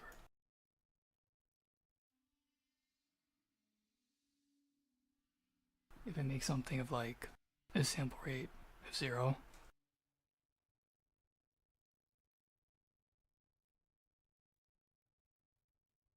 oh, this program sucks.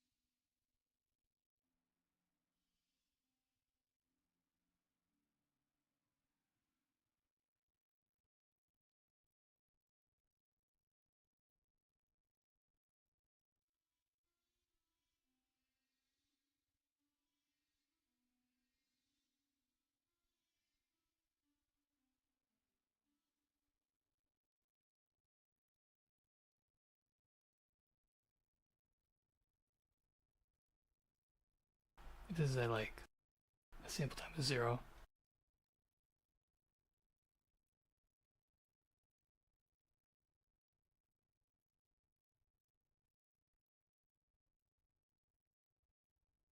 then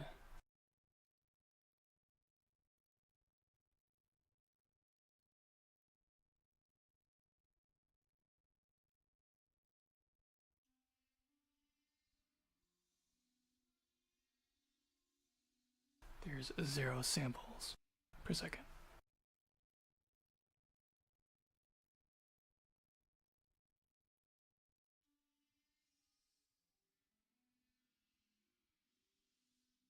So like my idea was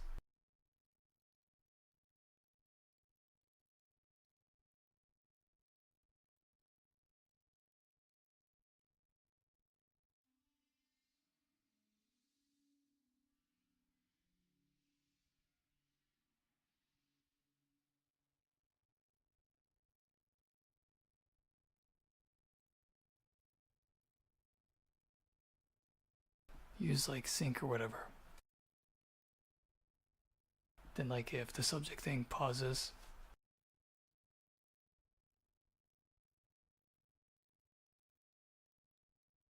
that doesn't really work though, that's backwards.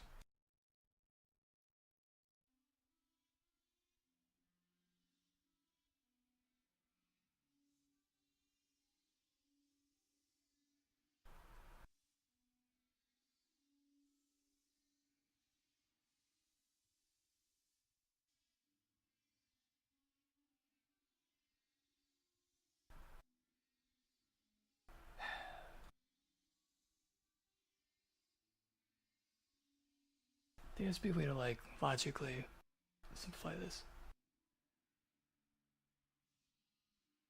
If it's set up so like the subject can like adjust the observer,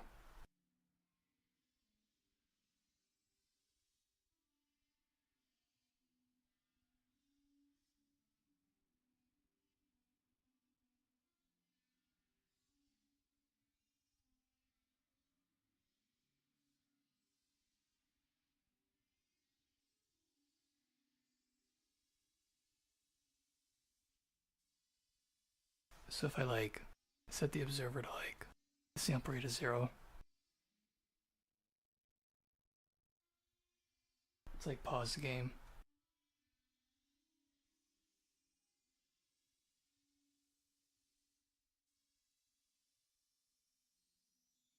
Or like sample rate 0, whatever.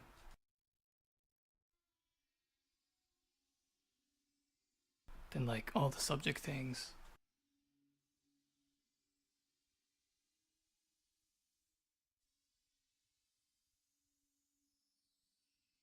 in the same pause.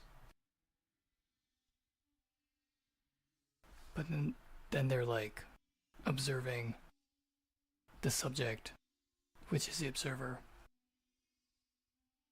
So if it's like a two-way, that just gets complicated.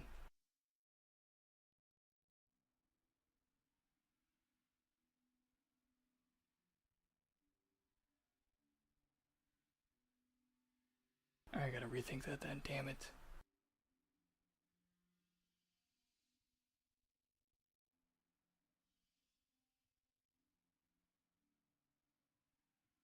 Because then you could like, to pause the game, just like flip it to like sample rate is 0. Move it if it's like at like 64 per second.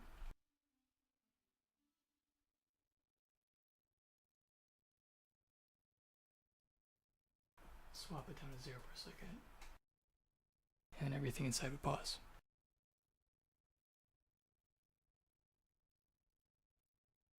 If they like synchronize to it. But this isn't gonna work exactly. Oh, I have more stuff to figure out. Great.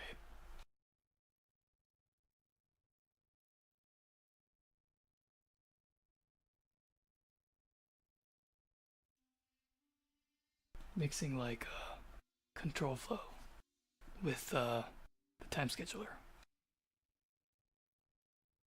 That might be a mistake.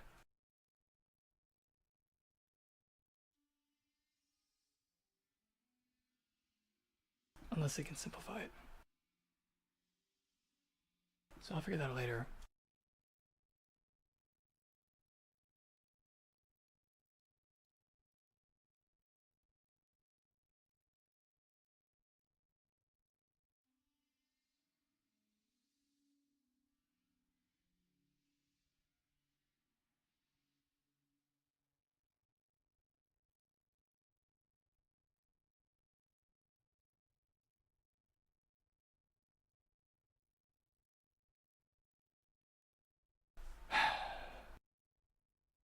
For now I gotta like figure out this.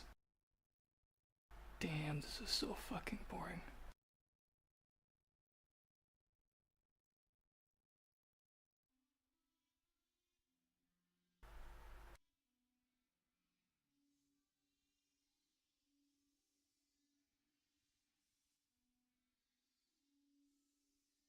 Yup.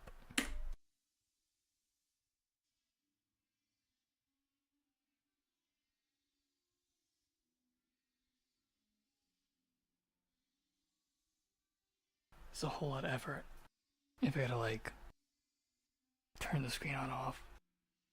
Oh my god, why am I streaming?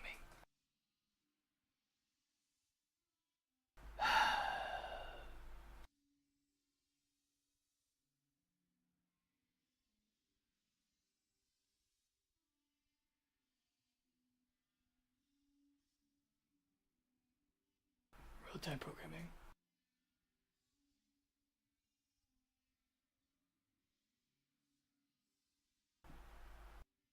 It's not fun anymore. Programming isn't fun. Nope.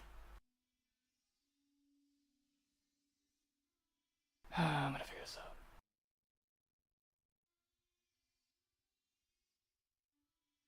This is so boring.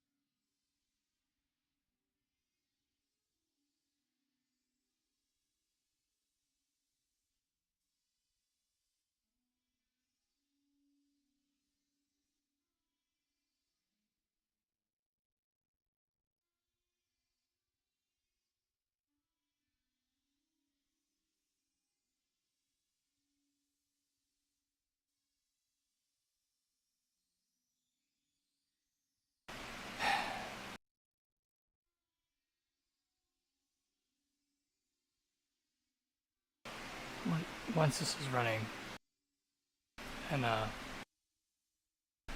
use it to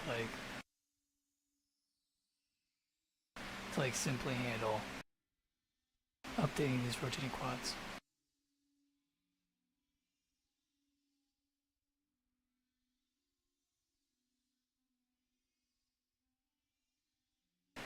Then I gotta get this shit programmed. Game engine is later. I'm planning ahead for too much stuff. I was also gonna tie the mouse input to the time sketch order. So like, I don't know. I already started. So I gotta like figure this out.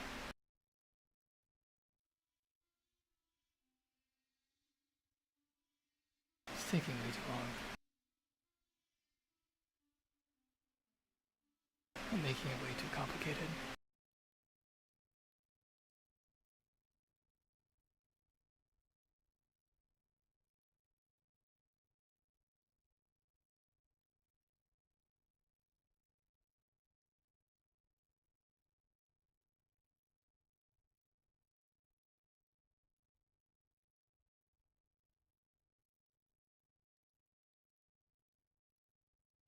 Like conditional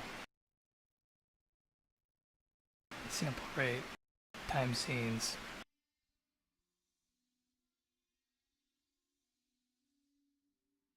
for control flow.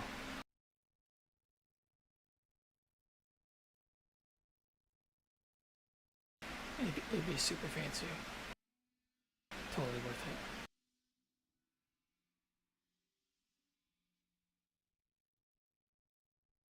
Oh, this doesn't end.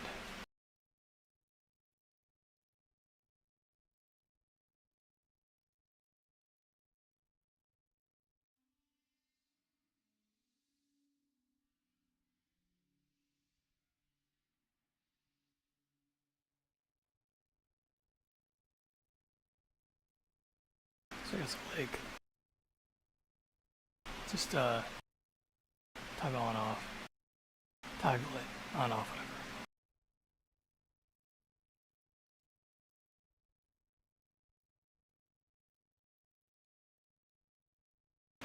I should probably have finished this before I start streaming again. So I'll just finish up now.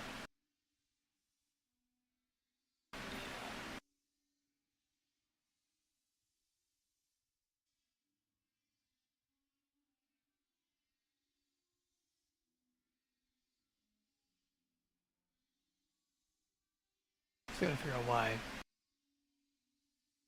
63.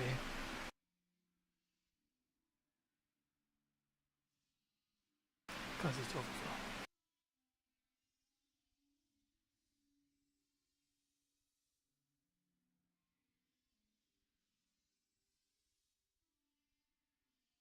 And then affect the length in the next pass.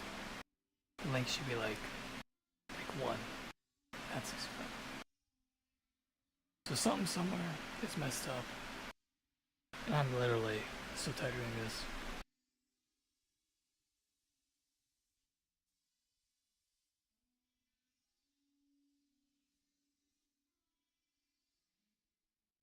I thought I'd be motivated to get something done if I stream. Because I can't possibly sit here and do nothing.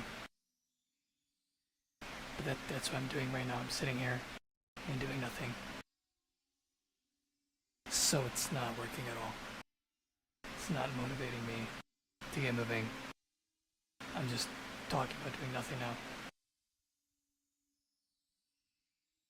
Yep. Something done. That's the plan. Oh, this doesn't end.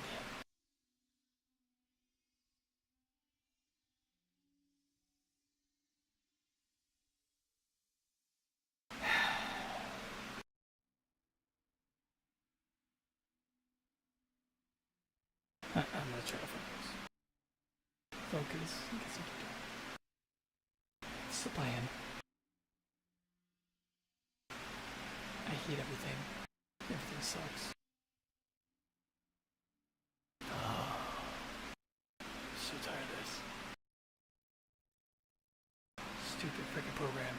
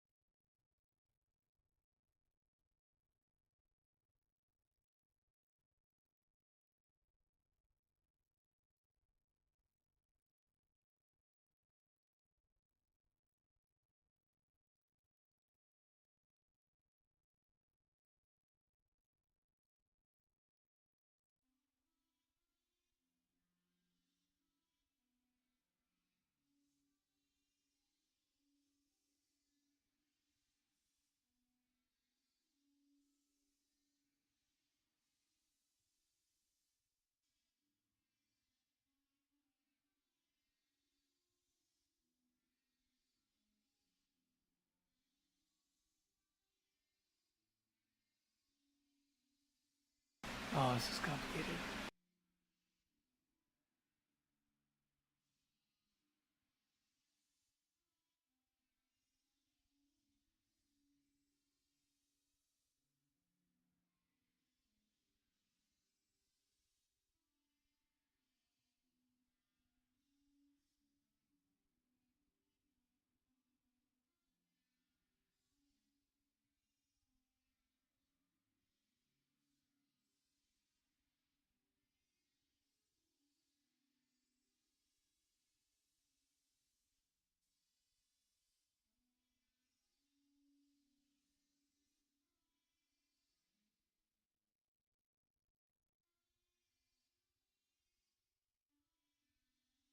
It's remainder.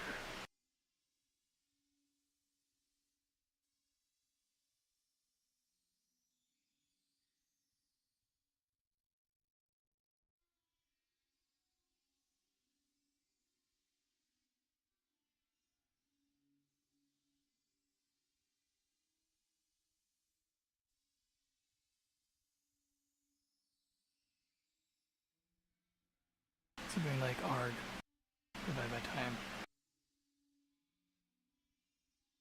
which is like the steps.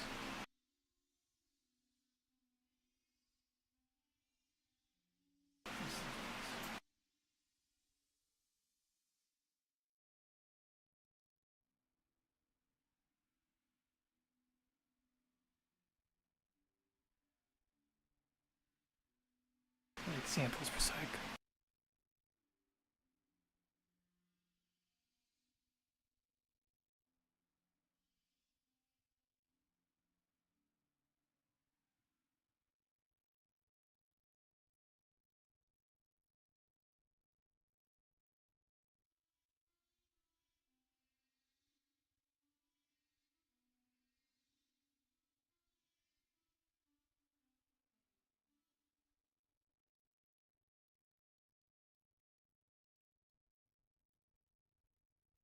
passing in 63 the first time.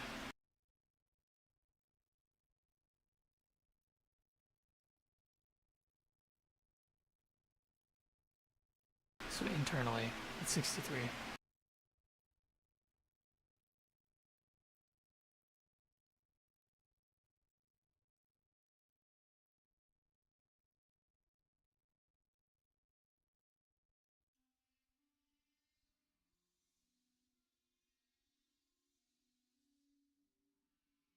Well, it starts off as 0.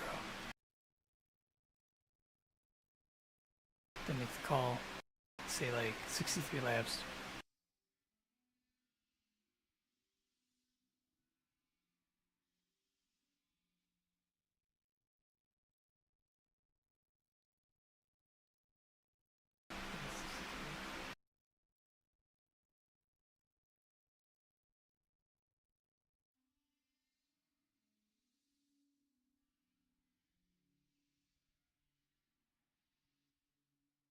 So that works.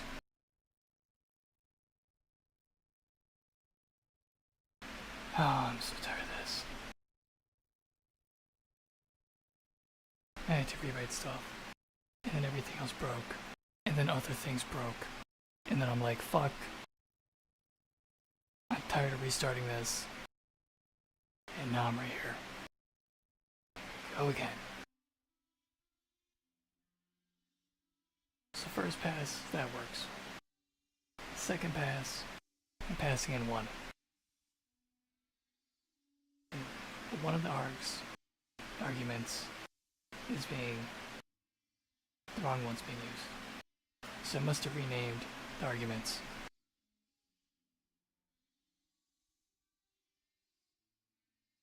And yeah.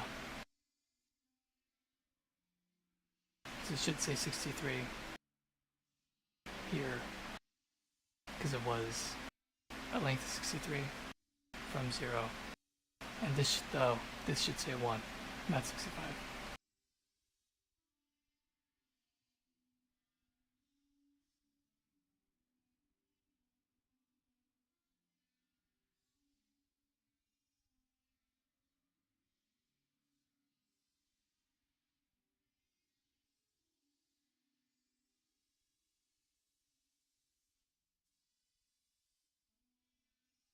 So I'm doing +1.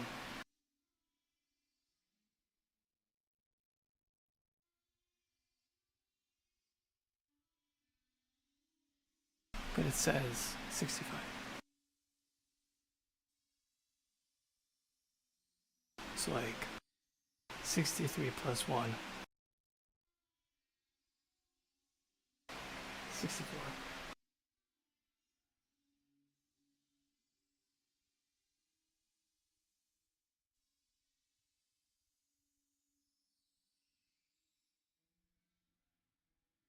Where the hell is 65 coming from?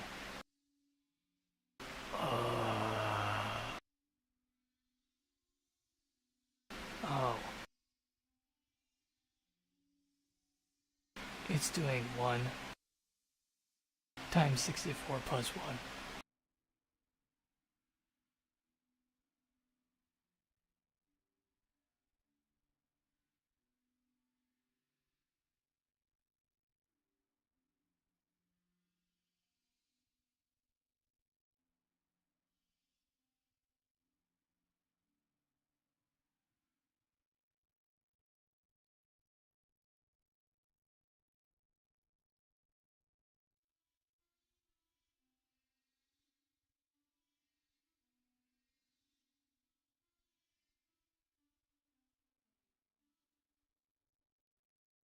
Oh my god, this fucking software.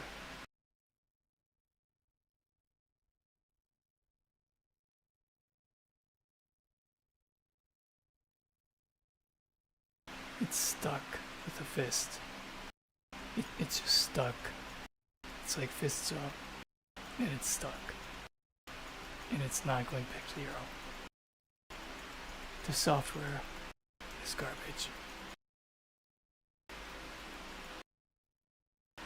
Oh my god, everything sucks.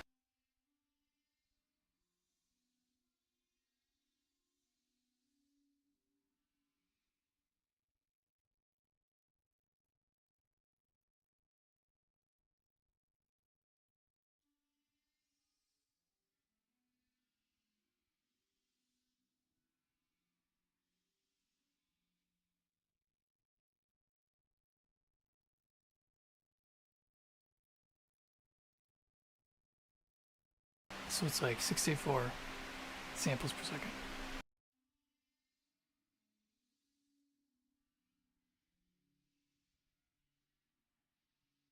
The 63 from last pass. Plus 1. It's making 64.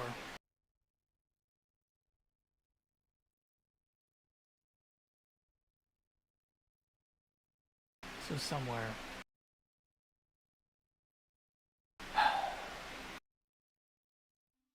I'm dividing 63 plus 1 by 64.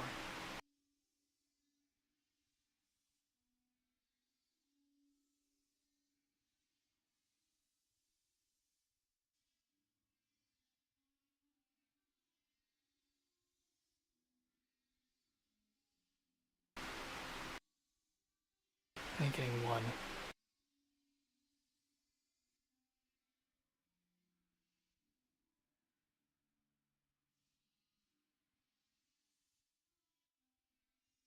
Then multiplying that back to the steps per second, or samples per second.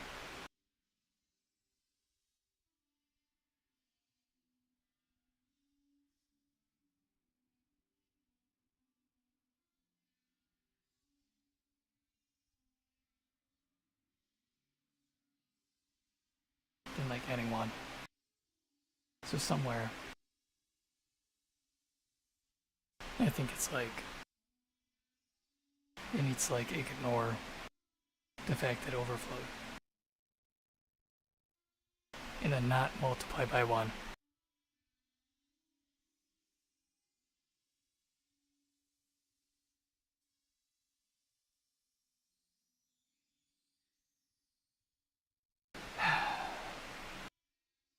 So I'm gonna try to, I'm so tired of this.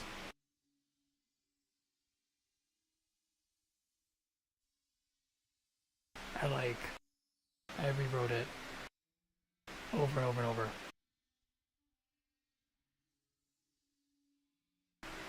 Oh, this stupid fucking remainder. God damn. It is so annoying.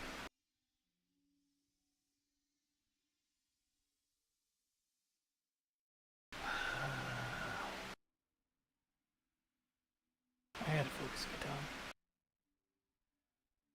I'm gonna like try to fix it.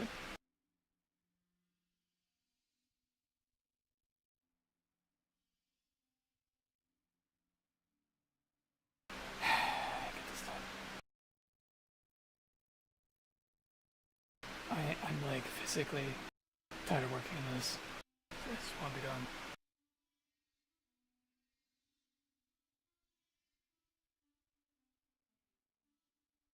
I gotta like, I gotta fix the most boring part of the program again. It's like the 12th, 13th time I've done this. I change one thing, I gotta change everything. I gotta go through the whole thing again. And again. And again. And there we go. Again.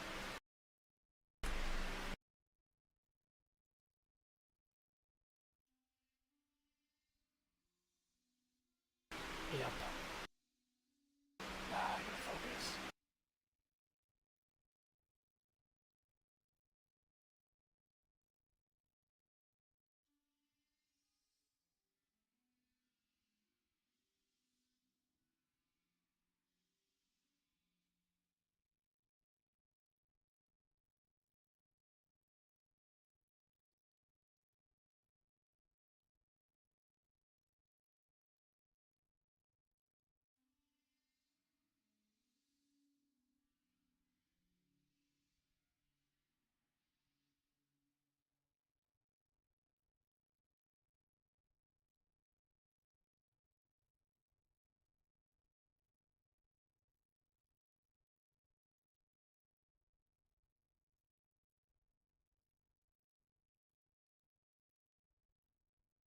One, two, 7. 1. Identify names. Unicode escape sequences are permitted in an identifier name, where they contribute a single Unicode code point equal to the identifier code point of the Unicode escape sequence. The preceding the Unicode escape sequence does not contribute any code points. A Unicode escape sequence cannot be used to contribute a code point to an identifier name that would otherwise be invalid. In other words, if a Unicode escape sequence were replaced by the source character it contributes, the result must still be a valid identifier name that has the exact same sequence of source character elements as the original identifier name. All interpretations of identifier name within this specification are based upon their actual code points regardless of whether or not an escape sequence was used to contribute any particular code point. Two identifier names that are canonically equivalent according to the Unicode standard and not equal unless, after replacement of each a Unicode escape sequence, they are represented by the exact same sequence of code points. 2. 7. 1. 1 static semantics. Early errors. Identifier start. Unicode escape sequence. It is a syntax error if identifier code point of the Unicode escape sequence is not some Unicode code point, matched by the identifier start char lexical grammar production. Identifier part. Unicode escape sequence. It is a syntax error if identifier code point of the Unicode escape sequence is not some Unicode code point matched by the identifier part char lexical grammar production. 2. 7. 1. 2 static semantics. Identifier code points. The syntax-directed operation identifier code points takes no arguments and returns a list of code points. It is defined piecewise over the following productions.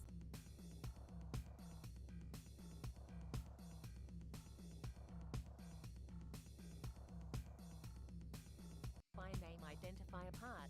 Let CPS be identifier code points of the derived identifier name. Let CP be identifier code point of identifier part. Return the list concatenation of CPS and CP. 2. 7. 1. 3 static semantics. Identifier code point. The syntax-directed operation identifier code point takes no arguments and returns a code point. It is defined piecewise over the following productions. Identifier start. Identifier start char. Return the code point matched by identifier start char.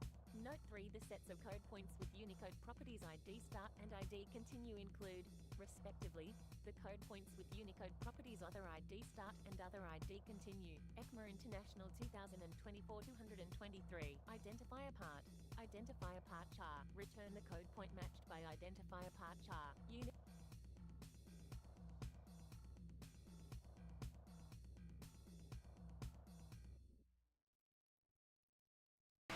That way too much going on. I'll just leave it silent. Yeah, I can have focus. I'm just gonna focus at this time. No shenanigans.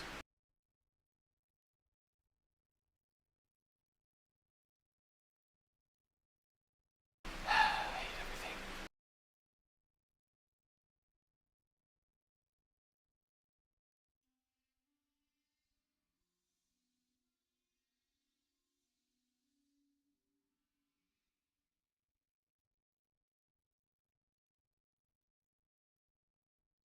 Stupid code is getting way too complicated.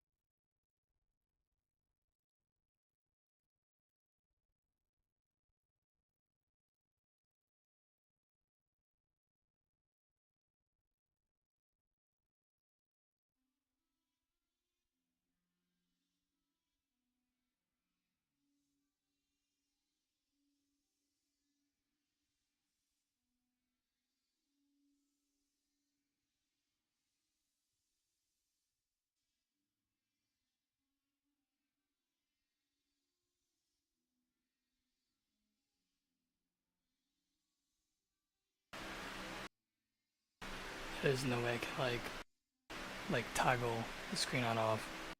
It's gonna take forever.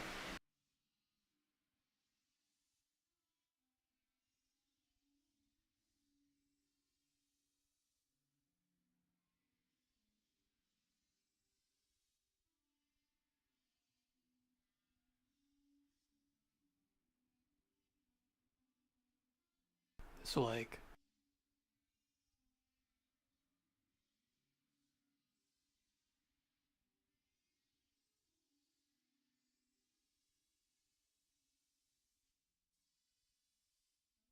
this stuff already works, whatever. The arg's passed in. Something's messed up. So this stuff is like a closed system. Together is like one thing, whatever. So once that's done, then I can like stream again. And then it's like it just runs behind the scenes. Cause like turn the screen on off, like this take way too long.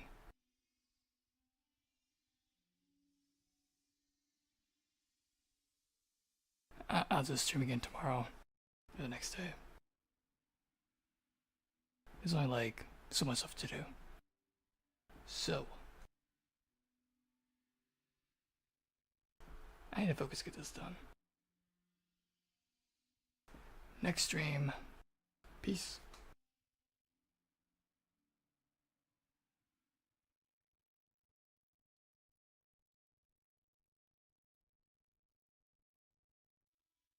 U hex 4 digits. Return the code point whose numeric value is the MB of hex 4 digits. Unicode escape sequence. U code point. Return the code point whose numeric value is the MB of code point 2, 7, to keywords and reserved words. A keyword is a token that matches identifier name, but also has a syntactic use. That is, it appears literally, in a fixed width font, in some syntactic production.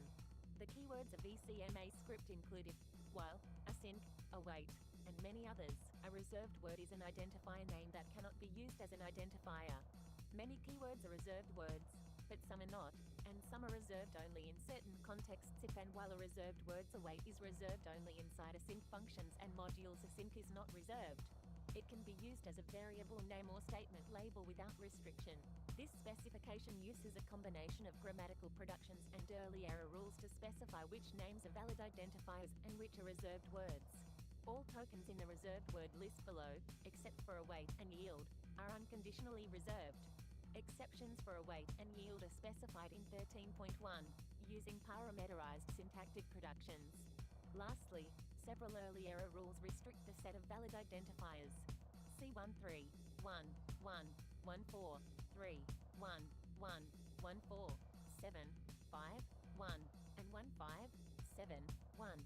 In summary, there are 5 categories of identifier names, those that are always allowed as identifiers, and are not keywords, such as math, window, to string, and those that are never allowed as identifiers, namely the reserved words listed below except await and yield, those that are contextually allowed as identifiers, namely await and yield, those that are contextually disallowed as identifiers, in strict mode code, let, static, implements, interface, package, private, protected, and public, those that are always allowed as identifiers, but also appear as keywords within certain syntactic productions, at places where identifier is not allowed, as async, from, get, meter, of, set, and target.